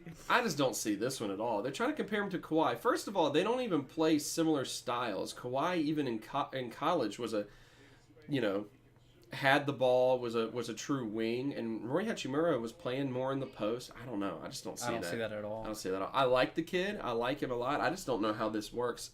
Outside of the Wizards, of course, trying to kind of blow the team up a little bit, and especially move Bradley Beal. So that's cool. Good for him. I like him. I like him, and good for him making it in the top 10. Very curious to see. He's a guy that I'm going to want to keep an eye on what he develops into as a player. That's interesting.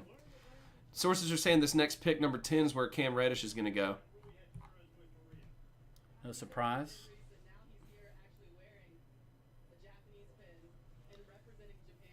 Yeah. First ever first-round draft pick out of Japan.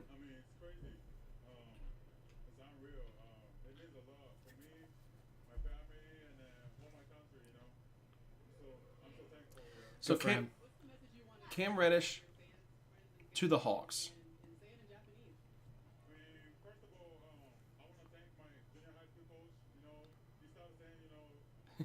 Cam Reddish to the Hawks. That's an interesting pick there. I guess that's one that they're going to try to keep. The Hawks thing. This is not one of the picks that they moved in the New Orleans trade.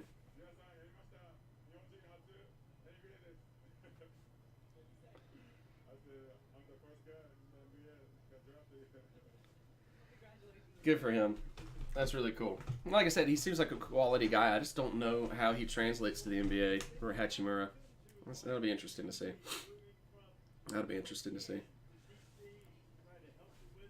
So Atlanta's going to go with Cam Reddish. This is so now what? They're going to have that Trae Young, DeAndre Hunter, Cam Reddish. I like the young talent. Yeah, they're obviously that's one of the reasons why they got all these draft picks. Another reason why they got all these draft picks is so they could move a lot of them. So it makes you wonder if Hunter or Reddish could be moved to try to get a more established player. I don't know. They might be going as young as possible. I feel like Reddish and Hunter play too similar of styles. Yeah, I think so too. I think you're right. I think you see the Hawks are ready to make another move. Yeah, I wouldn't be surprised. Wouldn't be surprised at all. We'll have to wait and see because all signs are pointing towards Atlanta just taking, and that's it. While we have a bit of a lull here, I got my koozie with Spencer Thomas, Hanging Tough. This is a buddy of mine. Just put out his new album, Hanging Tough. Spencer Thomas, Hanging Tough. You can find it on Spotify, pretty much anywhere you find music in general. So Local dude, good guy, really one of the nicest people I'll ever meet, and just a heck of a musician. One of those albums that, like, I bought to support my friend and then listened all the way through and got done going, wow, that was so much better than I thought. So there you go. Shout out Spencer Thomas. We have a celebrity appearance into the YouTube chat right now. Oh, for real? Who we got? Ladies and gentlemen, please welcome Ro Hunter. 40 Minutes of Hell co-founder Ro Hunter. Let's go. Jumping into the YouTube chat. What have you missed, Ro? Nothing. Everything has been very much according to script. There's nothing to talk about at all. Yeah. I think that's a safe thing to summarize it with, right? We're just here thinking of things to say. This is an interesting section of the draft. Once you get like 4 to 12 or so, I think is really the most interesting stretch of the draft. You get past those picks because you want in 4 to 12, your mentality that you're aiming for is you really want to get guys that should be sixth man to starter potential. You're not thinking that they're the type of guys you build a team around. You're thinking that they're the type of guys that you complete a team with. And that's what we're looking at right now. Once we get past all of this is where you get into, 15 and on. That's like you're filling out the roster. You never know what you're going to get into that. But do you foresee any trades moving up, or is there any point at this point in the draft? I think we're going to see lots of trades. I think there's going to be more trades. I don't know if there's going to be more trades right now or like tonight. I think it'll be after the draft. But I do think that there's people right now that we just don't know what all's going on behind the scenes. I do think that there are some moves being made behind the scenes right now. Alex Kennedy, NBA on Twitter, pointed out Trae Young, 20 years old. Kevin Huerter, 20 years old. DeAndre Hunter, 21 years old. Cam Reddish, 19 years old. John Collins, 21 years old. That's the Atlanta Hawks' projected starting lineup. The veteran Collins. With Reddish, yeah, exactly. With Reddish playing the kind of that stretch 4, modern 4 spot. Here comes the pick. Cam Reddish? Yeah, No surprise? No major surprises there. Did they have Reddish on that? They did. They have him playing the 4. So I'm good with that. And that does mean that that Duke freshman got 3 players picked in the top 10. It's insane. I think Reddish is a steal. I'll be honest with you. I think that Reddish, if he played on any other team, he would have been a higher than number 10 pick. I think so too. I think Atlanta did the right thing right here with Reddish. Yeah, big fan of this pick. Reddish is really a wing player in the body of a modern day 4, and so it's interesting if the Atlanta Hawks do decide to play with the lineup that was just read out by Alex Kennedy on Twitter, that has him kind of playing the 4 spot. I wonder how he's going to do defensively. Do wonder about that. We'll see what Jay Billis here has to say. Jay Billis, by the way, this is one of the few times I really do care what Jay Billis has to say. Because once you get into actual play-by-play stuff, I think Jay Billis has gotten terrible over the years. So they just said that this is the first time a college team has had 3 picks in the top 10 since Florida? Or is that 3 picks in the first round period? Top 10. So how does this team? Then that team, the Florida team, won the national championship. Back to back. How did this Duke team, Joseph Craven, not win the national championship? They were all freshmen. That's the simple answer. A freshman-led team is just not going to win a national title. The only time that I think that you have seen a freshman-led team that actually did. And they still had veterans in it that made it successful, but it was Duke with Jaleel Okafor, that group. Oh, that group that won it. They just compared Cam Reddish to Paul George. What a comparison! I like the comparison; it makes sense. I think George is much more of like a guard-esque type of guy, and Reddish is a little bit more of that true 3 stretch forward-ish. But yeah, I don't mind that comparison. That's pretty good. Sources are saying Phoenix is selecting Cam Johnson with the 11 overall pick. All right, this is where we get into some of the weird picks. Your boy's still on the Bol still hanging around. If Bol lasts until the number 17 New Orleans pick, and they don't take him, I'm rescinding my New Orleans fandom. No, I'm kidding. Pels traded the 4th away? Question mark? Are they setting up for my pick later on? Bol. Ro, speaking of which. Ro, I've been begging for Bol. I thought, so the Pels got rid of the 4th pick and got the 8th. And I was like, 8th pick, Bol. Take him. Why not? I was all about it. The Bol is one. I still am curious where he goes. Kevin Porter Jr. from USC, still very curious as to what happens there. We do need a shooter. It's true. It's true. And Bol would be is the best shooter in the draft. How many years have we said, at least I've said, man, I like this Timberwolves team. I know. Only for nothing to happen. All the way back to when they traded for Andrew Wiggins. Yeah. I was like, yeah, I like him. Woj just pointed out Phoenix Vice President of Basketball Operations Jeff Bauer had Cam Johnson on campus, not the Jeff Bauer I know. Anyway, had Cam Johnson on campus for a recruiting visit in his one season as head coach at Marist. A week later, Pitt offered him, and Bauer lost him to the ACC. 5 years later, Bauer now gets to draft Cam Johnson with his 11th pick. Interesting. So we've got... Your jerseys are now on pre-order for Zion Williamson jerseys, although mine's already in the mail. From China. Totally reputable sources. I got that the white with the purple. Oh, the what did they call that? It was like we got them because we were made. Every team in the playoffs got like a special city version jersey. Yep. Is the NBA rigged? Roy says. I say no. Not as much as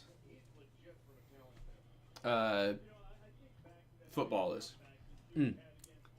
Twitter exploded when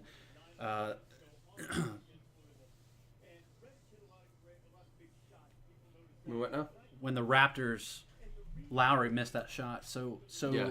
such Twitter exploded. Oh, it's rigged. It's rigged. There's no way he missed that shot by so much. I completely disagreed. I mean, there's too many billions of dollars on the line right now for even one person to accidentally hint to a referee or player. Well, also, and Draymond Green blocked the shot, so there's that aspect of it. I know in the moment it was easy to go, what? But I think players still throw games for money, but I don't think on that spotlight. I mean, let's not forget it was not that long ago the NBA had a massive referee cheating scandal, you know? So Cam Johnson started at Pitt, transferred to North Carolina in the past year. So he actually had 5 seasons in college. Because I believe he must have gotten a medical. So what is he? Is he 20? Was he 22? 22, 21? 23? Yeah, something like that. Best shooter in this draft, they're saying. Interesting. He averaged about 17 points a game this past year. 6'9" guard. So that's interesting. So this is another pick for. This is who the Suns are going to get. So this is who the Suns get in that trade with Minnesota, and this will kind of help be a stretch the court, stretch the defense type of player to go along with Devin Booker. It feels like the Suns still badly need a actual point guard, right? Agreed. But they've now got good big man in DeAndre Ayton. They've got borderline top shooting guard in Devin Booker. And now you've got a stretch shooting guard, lengthy shooting guard, 6'9" shooting guard. So not bad. So we're at the 12th pick now. I'm thinking we probably wrap up this stream by the time we get to 14, 15, something like that. I'm good with that. Do you pick at this point in the game? Mm-hmm. The strategy has to just be pick the next best available, right? Has to be. Well, no, I think in this one, because you end up with a lot of players that all are pretty comparable from a talent and potential standpoint. You feel what you need. You feel what you need. Okay. Unless there's just someone that you look at and you go, oh, you know what, this is the guy. Like, I think that the Bucks a few years back looked at I'm going to keep that video up on the live stream for a minute there. That meme is going to live for a long time. Yes, it is. I think that what was I just talking about? I got distracted by this video in the live chat. You're talking about like whether you pick the next best available. I think because there's so many players that are just right there, just about as good. I think you pick the guys that fit your needs unless you find someone that you really like, such as Milwaukee looking at Giannis years ago and going, okay, we don't like this kid has a lot of potential. We're going to take the gamble on him right now because what we have is a team that doesn't have a whole lot going. Maybe he's going to be. Maybe we take the leap and he's the guy that puts us over the top. Didn't necessarily fit a need. They just thought he was the best. If you have a glaring need, I feel like if you're like the Pelicans right now, we could fill. There's needs everywhere. There's needs everywhere, but at the same time, we also could list the top starting roster right now and be okay with it. If a guy like Bol Bol shows up, who could be a complete bust, but he could also be like insane. I think it's a high risk, high reward situation with him. Yeah, I think you take him in this range because if he does pan out well, then great. It's another Giannis situation. If he doesn't, whatever. You didn't waste a pick on him because you didn't waste like a top 10 pick on a player that didn't pan out. So yeah. Yeah, I think this is the range that you would have to take somebody like that if you don't have a super glaring need. According to Woj, Charlotte is trying to maybe move this number 12 pick.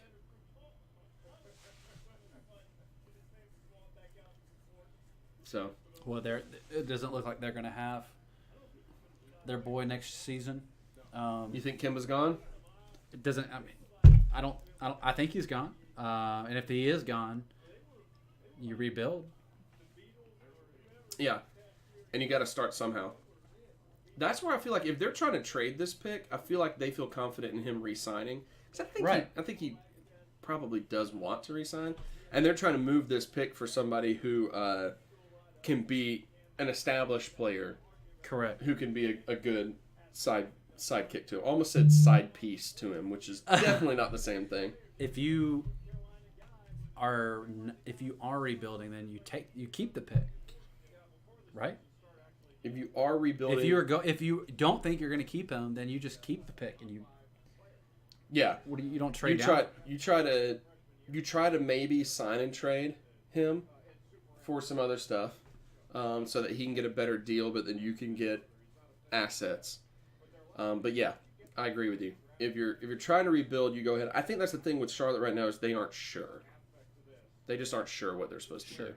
We are setting up, if it goes according to the next best available, according to Jay, we are setting up for Bol Bol going to New Orleans. Yeah, we really are. If it just follows his list. Does Silver deserve the heat that he gets? When Adam Silver walked out on the podium tonight, the fans applauded him. I think that says a lot about what he's done.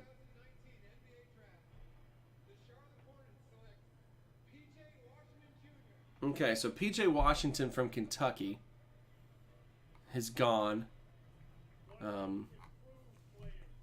Thoughts?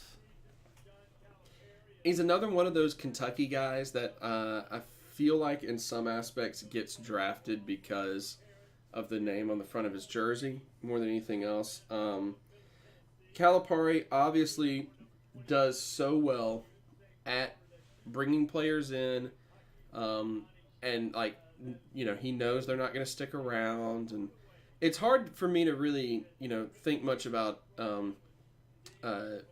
any Kentucky player this year because Kentucky was probably the weakest that they've been under John Calipari this season.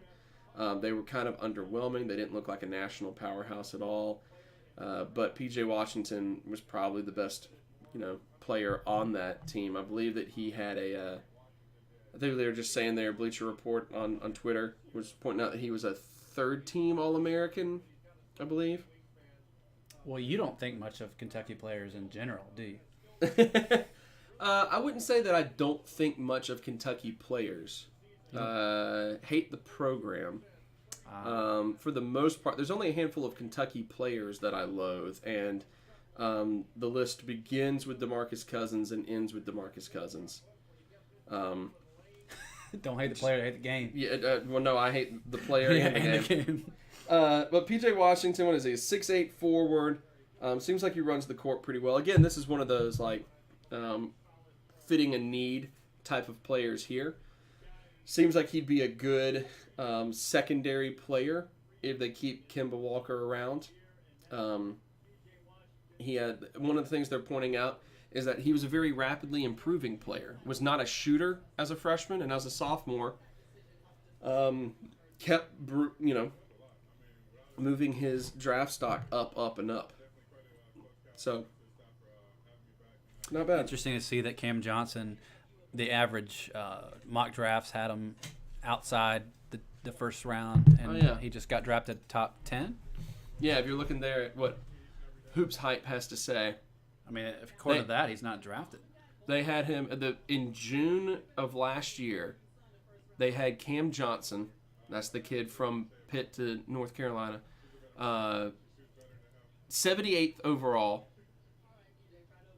They had him jumping up into the first round this March, all the way up into the top 14 right now in the draft. Wow, what an incredible boost he got. Interesting. Maybe they should stay in college.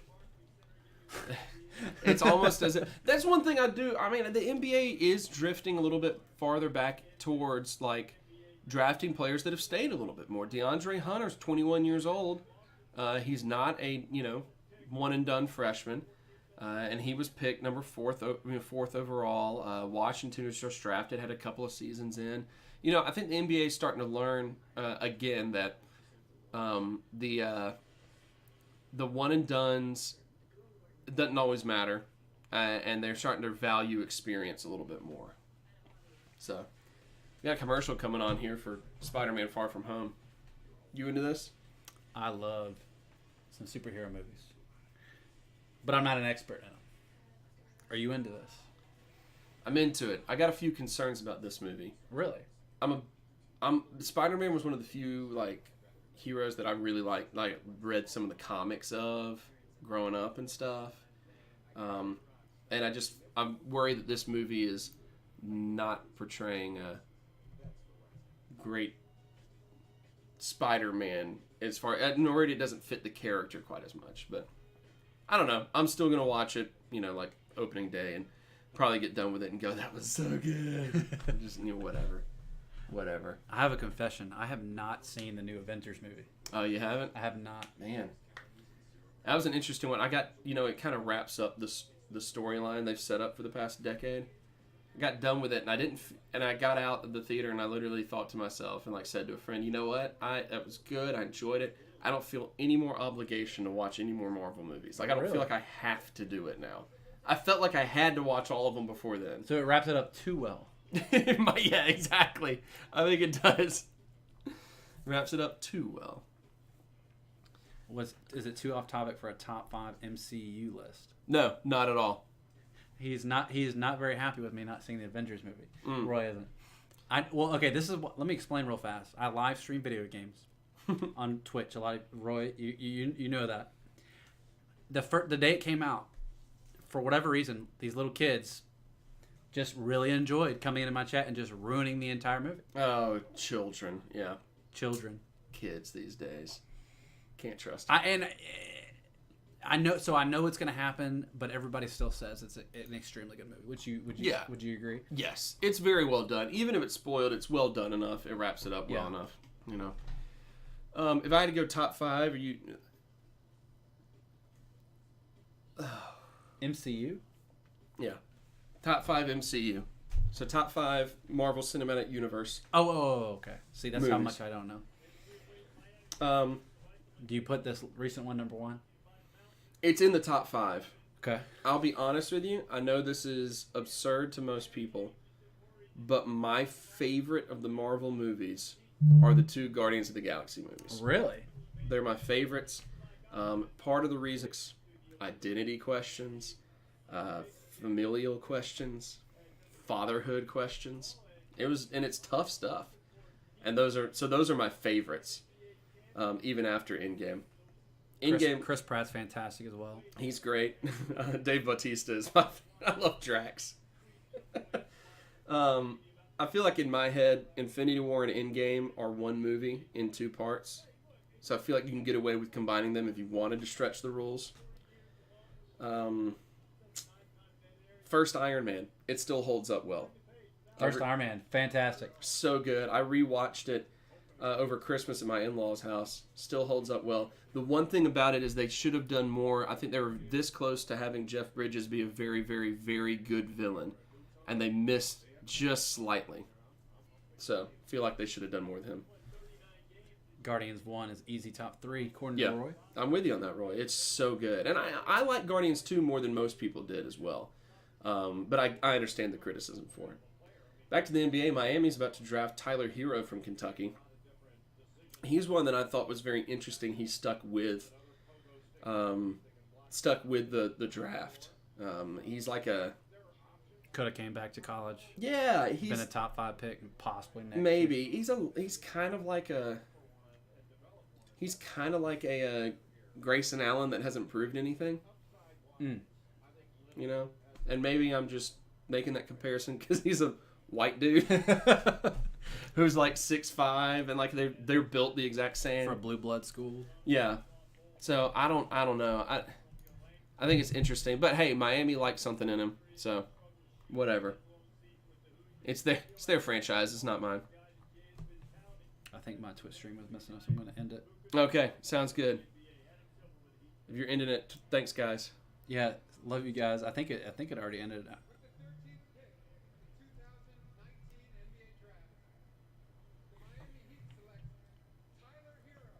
Yeah, so Miami goes Tyler Hero. Worst suit of the draft by far. By far. His suit's going to be all over social media. Don't you even worry about missing it. It's there. He's an interesting... I mean, he's like a 6'5", shooting guard. Oh, he originally committed to Wisconsin. I didn't realize that. Decommitted from his home state? To go to John Calipari. Wow. Wonder how that happened. John Calipari definitely does not cheat. Cleanest coach in college basketball. Yep. No question. Yeah, I think he's definitely going higher. That's very interesting. They go with him. Where was he projected by most people? Low teens, around 20 probably. Okay. It was interesting that he didn't try to go back, like I was saying, go back to college and try to prove a little bit more, because he was like he wasn't lighting it up from deep like a Steph Curry in college, you know. It wasn't anything like that either. So it's very interesting. Very, very interesting. While we're sitting here, if we have any college football fans in the stream, any of Jim's crew into college football, also have a college football and SEC specifically podcast that I do along with this one. I got 3 podcasts I do, just so you know. It's exhausting. This is all he does. This is what I do in my free time. Podcasts, I make videos. Anyway, so if you're interested in the SEC podcast, Jim and I actually going to get together pretty soon here and do a little Auburn football preview podcast. Oh, yeah. May even have the starting quarterback named by then. Maybe. Fingers crossed. The big question mark. So we're going to be doing that. Coming up in the next couple of weeks. The name of that podcast is Running Out the Clock, ROTC Sports. If you look up Running Out the Clock or ROTC Sports on Twitter, for example, you'll find it there. It's also available on any major podcasting network or provider that you find, iTunes, Google Play, anything like that. So that's coming out later on. Check it out. Check it out. the other one, Roy, to answer your question, is I also my most popular podcast by far by the Soccer download one. numbers is a North American, U.S. based Liverpool Football Club podcast called "You'll Never Talk Alone." We like to believe it's the premier U.S. based Liverpool podcast mostly because none of us actually know of any other U.S. based. I feel like Liverpool Roy would podcast. be into that. I just feel like it. So it's the most specific of the podcasts I do. It goes 40 minutes of hell is basketball because it's my favorite sport. I can talk about any level of it, and I could record an hour-long episode about high school basketball in the state of Mississippi right after this and not even feel tired. Then it goes to ROTC, which is a conference specific, and then it goes to Never Talk Alone, which is a team specific. So Is Tyler Hero even good, Ro says? I don't know, Ro. I don't know. Ro is another member of the ROTC crew. He and I cover the college sports a decent amount, the SEC a decent amount.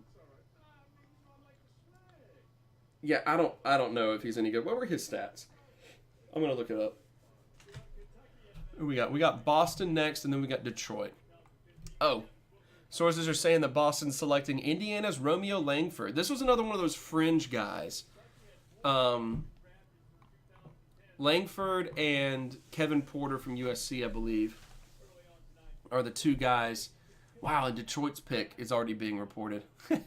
So it's being reported that Boston's going to go Romeo Langford, Detroit's going to go Sekou Jumbuya. I think we should stick on till Pelicans. Okay, I'm on. If you're good with it, I'm good with it. All right, let's do this thing. Go Blues, Roy says. I'm going to assume you mean. I'm not sure what he means. I'm going to assume that you mean Stanley Cup winning St. Louis Blues. No, I'm going to assume you mean Chelsea. I bet that's what he means. I told you I felt like he would be into some football.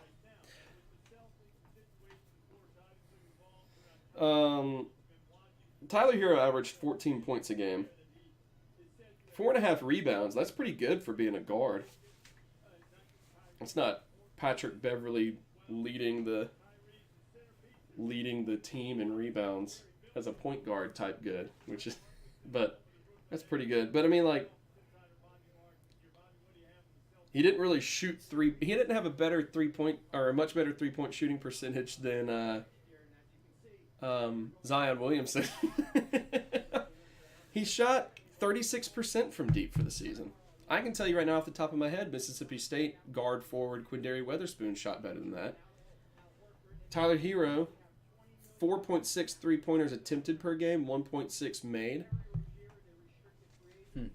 And the only reason that Q Weatherspoon pops in my head is because Q Weatherspoon shot 4.1 a game. I was looking up his stats earlier today. I was like, God. I was looking it up. There's literally this afternoon. Someone asked me if I thought he might have a draft chance, and I looked up his stats.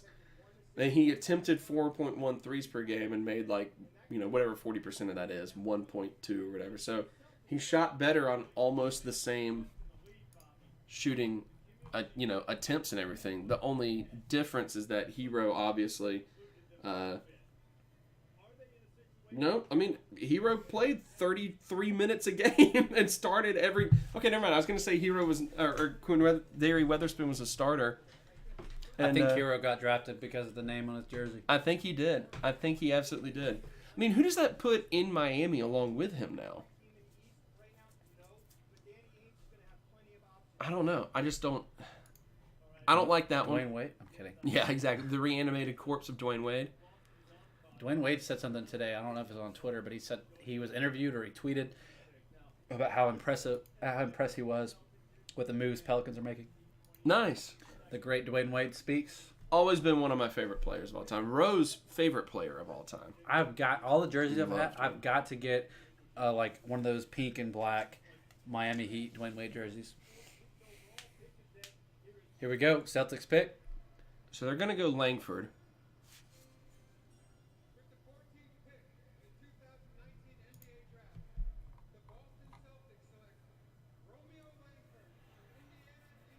It's crazy how they have all these ready to go. Oh, yeah. I like Langford. I like Langford a lot. I'm trying to remember what the knock was about him that made him drop out of, like, top 10. Eric Gordon comparisons, or played with Eric Gordon. That's probably it. Anytime you're compared to Eric Gordon, it goes downhill for you.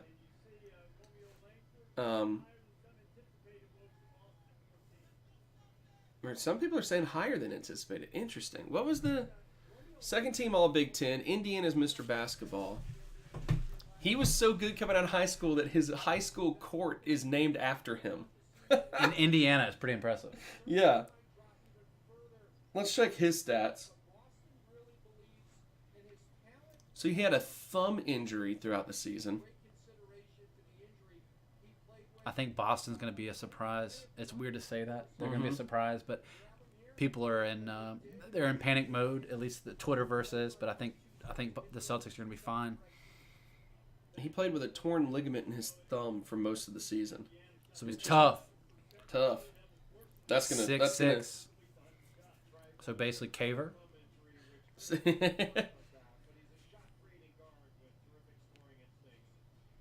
he's a 6'6" off guard. Well, this is interesting because how does this fit with Jaylen Brown and Jason Tatum? That's a good alley-oop they just had in this highlight reel. I don't understand how... Okay, so I like the player, but I don't know if I like this fit in Boston. I think they're going with next best available. Had to have. It's just like, I mean, if you've got... In Boston, if you're losing Kyrie Irving, why do you not try to go... Is there no point guard that you like around here? You know? They are banking on their boy. Yeah. What's his name? Backed up Kyrie. Can't think of his name. Rozier, Terry Rozier. So they're banking on Terry Rozier, Marcus Smart, Jaylen Brown, Jason Tatum. Right? Hayward. And Hayward in like the 3 spot. Is that it? Did they just have like the shortest interview? That was it, yeah. Does that mean he's not going to the Celtics? He already knows he's getting traded? Maybe so. I don't know. This is a curious one. I'm very... Back to Zion. Why not? You know how annoyed I was at watching Zion every time I turned on ESPN? Mm-hmm. And I grew a distaste for him. But now I just love him. Yeah. I know, me too. It's the more you actually see him and the less you see of the hype, the more you like him. Yeah.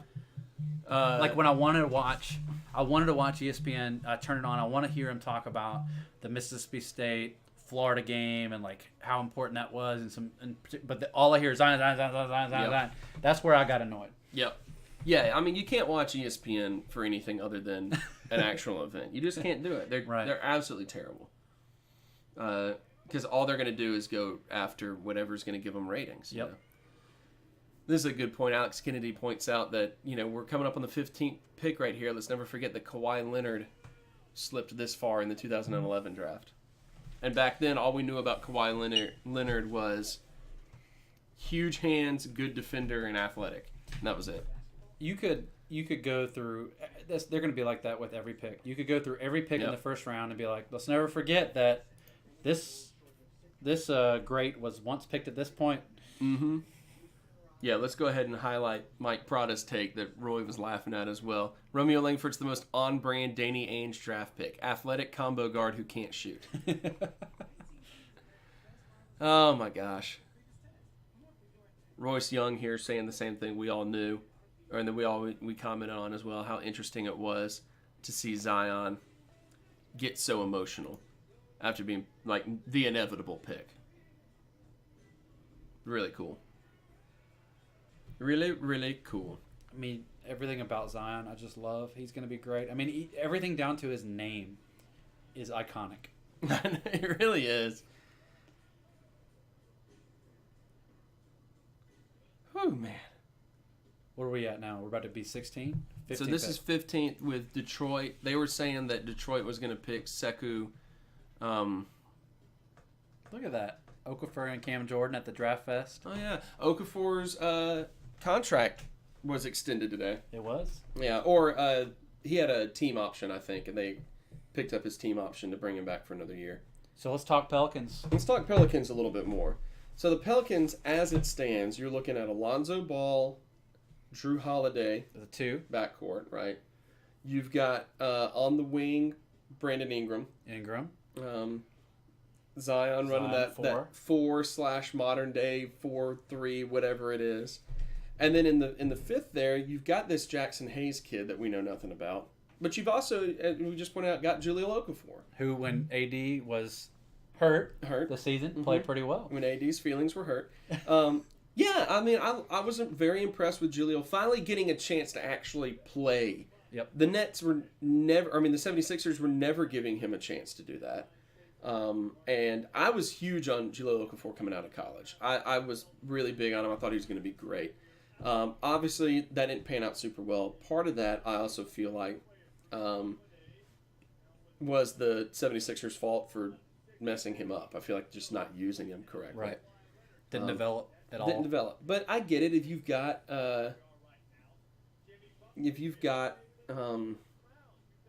Joel Embiid knocking on your door.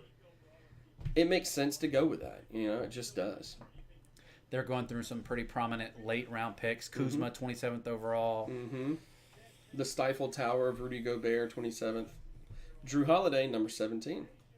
Our boy Drew, one of the best defenders in the NBA right now. One of the most underrated players in the NBA. Agreed. Fully agreed. Fully agreed. So we have a backcourt. Excellent, if not the best defensive backcourt. Yeah, I mean, you got to think that Lonzo, and if you keep a motivated... Well, there's no reason to think that there wouldn't be a motivated Lonzo. For all of the spotlight that the Ball family gets or generates for themselves, Lonzo's the one that obviously is uncomfortable in the spotlight. He just does not seem anything like any of his siblings or his father, so... Was that the projection? Yeah, so this was the projection here, or what was rumored a few minutes ago. Sekou Doumbouya from France. Started playing basketball only 6 years ago. Wow.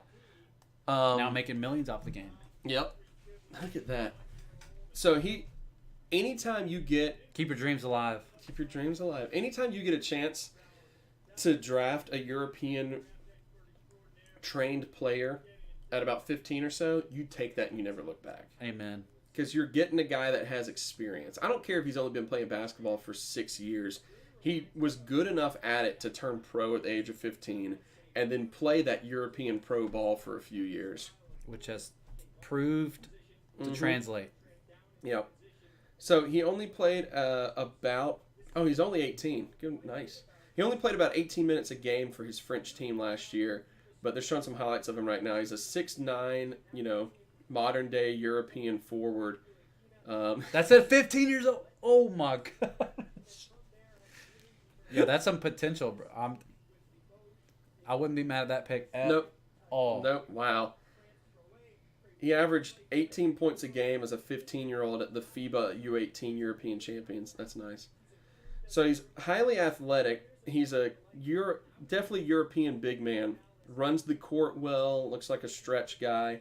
So this seems like a pretty cool pick for the Pistons. If the Pistons still have a couple of good years of Blake Griffin, then this guy looks like he's going to be a good, solid relief for Blake. And if he develops, there's no pressure on him to develop into a starter. If he does, natural takeover for the position. I like this pick. I do too. I like it a lot. What if he's another Greg Oden, Roy says? Talking about Zion? Are we talking about Zion? It can't be. I just don't see it because... Unless he's hurt a lot. Oden had injury concerns coming out of college. Right. The thing about Oden is I think that if he didn't have the injury concerns, he would have been great because there's an old adage in basketball where if you've got a sure thing big man and a sure thing guard, you always go big man. Which is why people are going to say so much about Michael Jordan going third when he was drafted in 1984, behind Sam Bowie. But no one ever said exactly. No one ever says anything about the fact that Akeem Olajuwon went number 1 in that draft because it was the right pick. If you've got a sure thing big man and a sure thing in a guard, you go with the big man in basketball and let someone else do with the guard because you just never know. And it doesn't matter that Michael Jordan turned into what he was. Akeem Olajuwon was unbelievably good and probably would have. Basically, the only reason Akeem didn't win titles is because Michael Jordan was as good as he was. Single-handedly Michael Jordan. Yep. Josh Hart is in a live interview right now with Bleacher Report. Looks like says that the Pelicans, who he is now a member of, could be in the finals in 3 to 4 years. I mean, I think that's a kind of a cold take at 3 to 4 years. Right. But he is acknowledging the youth of the team. Yeah, that's an honest take. Now, is that Tobias Harris he's sitting next to? I can't tell. Josh Hart got traded to the Pelicans. I believe the day before, if not the day of the Fortnite Pro-Am. Okay. And where they paired a Fortnite professional with a celebrity. And it was super exciting because you had all these like pretty big time celebrities paired up with a pro, and you got to see these celebrities try to play Fortnite, and some of them were pretty decent. So he played with Tfue, who's some people argue that it's the best in the world. He shows up to the Pro-Am. It may have been the day of. It was less than 24 hours with a Pelican shirt. Awesome. It was awesome. I loved it. He seems like a quality guy. Coming out of Villanova. I liked him. He obviously did well in college. I don't know if he's ever really going to be as elite a 3-point shooter as people think he's going to be. Right. But I'm all about it. I'm all about it. Darius Garland at the NBA draft, quote, I think me and Colin Sexton will play really well together. You see Damian Lillard and CJ McCollum playing really well, playing in the playoffs. The future is really bright for us. You said it. So there we go. You said it. Oh. Here you go. Whoa. This is for you, I Joe. was just going to say. Whoa! Okay! Let's go! Chuma at Chuma! 16, baby. The fact that we could have got him the Pelicans. War Eagle, baby! Look at that. Chuma at 16. Auburn has not had a player drafted first round, if drafted at all. Has not had a player drafted since before the 2003. Like LeBron, Dwayne Wade, these guys have played a full season before Auburn's had a player drafted. Mm-hmm. And times have changed in Auburn. Thanks to the barbecue grilling Bruce Pearl. Yeah. And possibly a lot of money being sent to recruits. Through the barbecues. That's a tough. He's dealing with a serious injury right now, and he still got drafted top 16. He is, yeah, and I think this is one of the. It shows for example that just how like ACLs are nothing these days. People just come back from ACL tears. We've started to really understand that injury so well. So good on him making it here. What do you think he fits in the pro game? Because he is of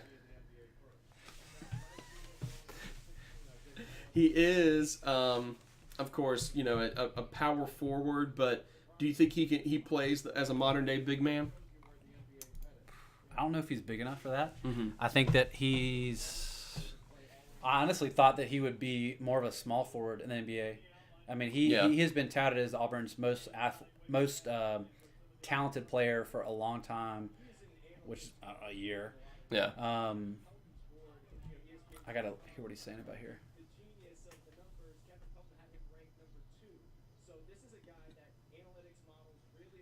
Interesting. He's an analytics dream.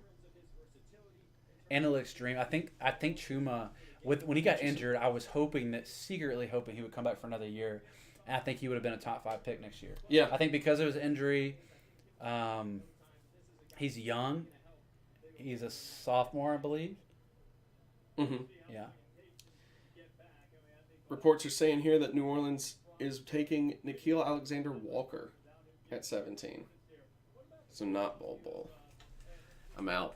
I'm done with these Pelicans. We got Bol Bol. Come on. Trade. What's the worst that could happen? Trade Zion. We're done. Yeah, I'm a little bit bald, Roy.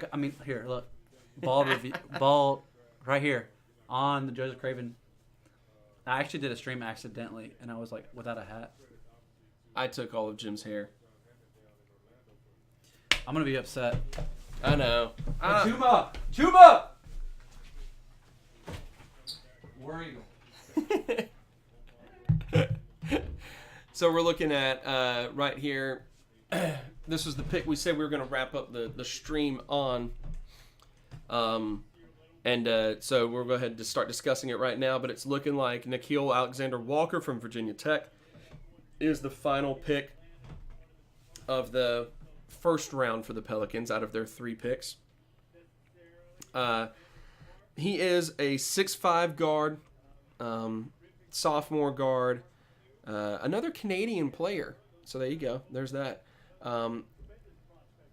I guess they're thinking as a team they want a shooter here. They're thinking maybe he's the shooter that they can get. Looks pretty good according to statistics as a freshman. Both seasons he attempted 4.5 threes a game. As a freshman, he hit on 39% of them. Sophomore, 37% of them. So decent, not outstanding, but decent shooting numbers there. I don't know. You know, the Pelicans drafted a 6'5" off guard from Penn State last year. That was a non-factor. And I just feel like this is maybe another one of those picks. I'm not sure how I feel about this one. Don't know how I feel about this. If people are thinking that he's going to be as big a shooter as what the Pelicans need, then it makes sense to take him here. But that's the only thing I can think of. They need long range shooting. If Alexander Walker is the long range shooter, then great. If they think they've solidified the front court enough with Zion and Jackson Hayes, then great.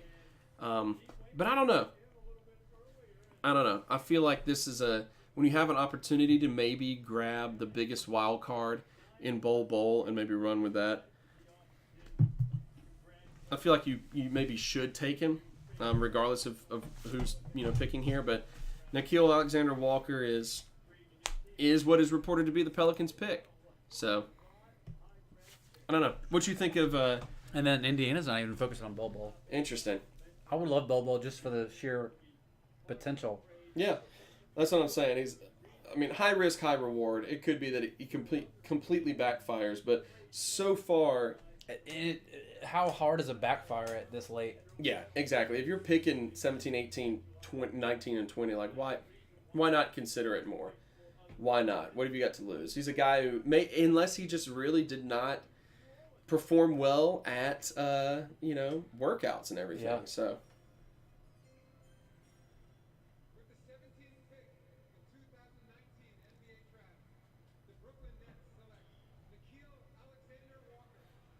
So yeah, we'll see what they have to say about Nickeil Alexander-Walker before we start shutting our stream down, as it gets to be about 8:30 here in Central Time. What's his shooting look like? That's what we need. Pretty good. Freshman year 39%, sophomore year 37% from deep. So not outstanding, but that's good. That seems like pretty efficient 3-point shooting. Another Canadian player, by the way, which is very interesting. 6'5", shoot the 3. I don't know. There's part of him that makes me worry a little bit about when I look at a 6'5" off guard with those shooting numbers. Makes me think a little bit too much about the Pelicans pick from last year, who didn't do anything,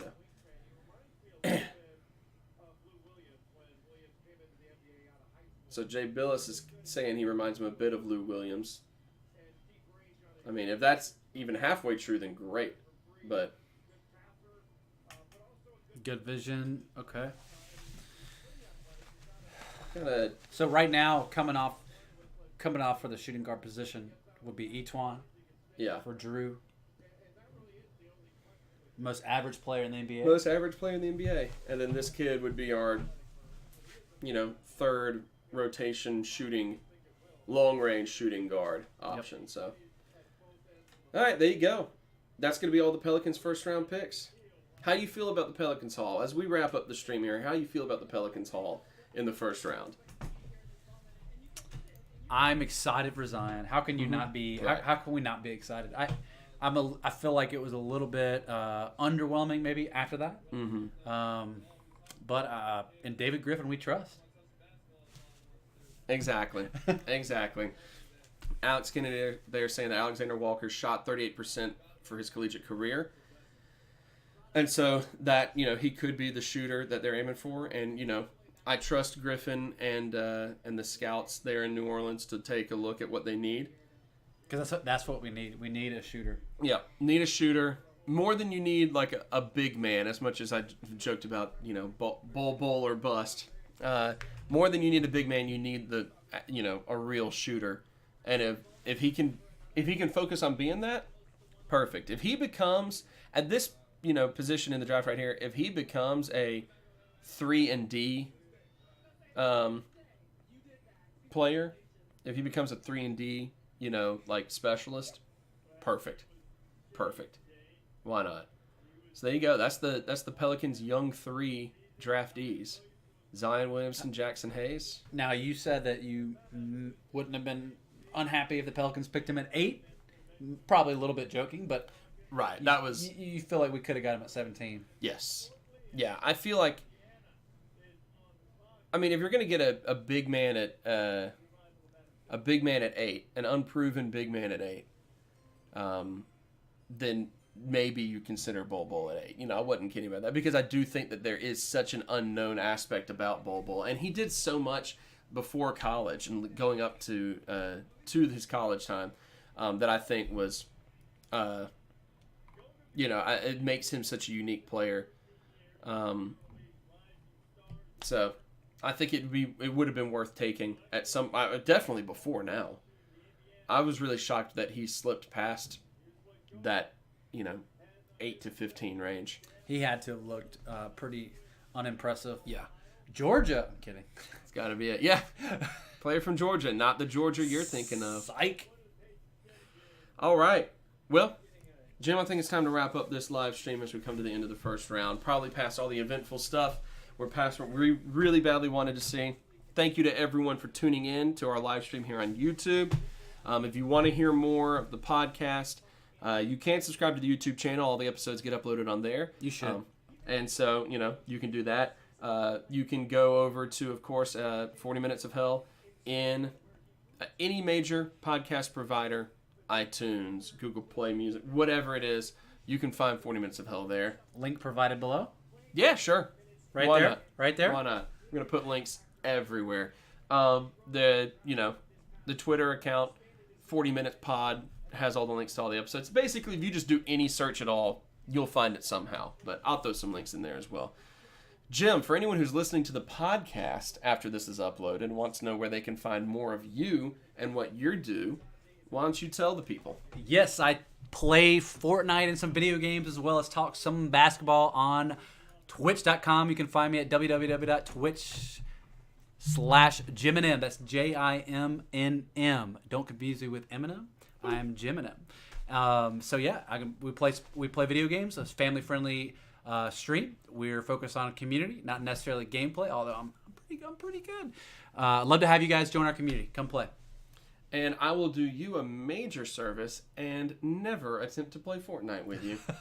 Because if you think you're good, I will drag you so far down. Good Lord. It is not one of my gifts. I'll say that. So thank you guys again for tuning in whatever way you've been tuning in. You've been great. Thanks for sitting through the draft that, I think the first several picks, super exciting. Maybe tailed off a little bit later on. I was kind of maybe a little bit disappointed in some of the directions this draft took after some big-time trades and all. A little underwhelming, but excitement is still in New Orleans. Yes. There'll be a fun team to watch moving forward. We'll see what all happens from here on out. Thanks for tuning in to 40 Minutes of Hell live stream /podcast. There will be plenty of free agency discussions coming up. And as I mentioned earlier, Jim will join me and do a little Auburn football preview on Running Out the Clock Sports as well. That's right. Wait, we're going to burn this jersey, right? Yeah, right now while you're in it. All right. This is 40 Minutes of Hell. That's Jim and M. Don't confuse him with Eminem. I'm your friend Joseph Craven, and we'll see you sometime.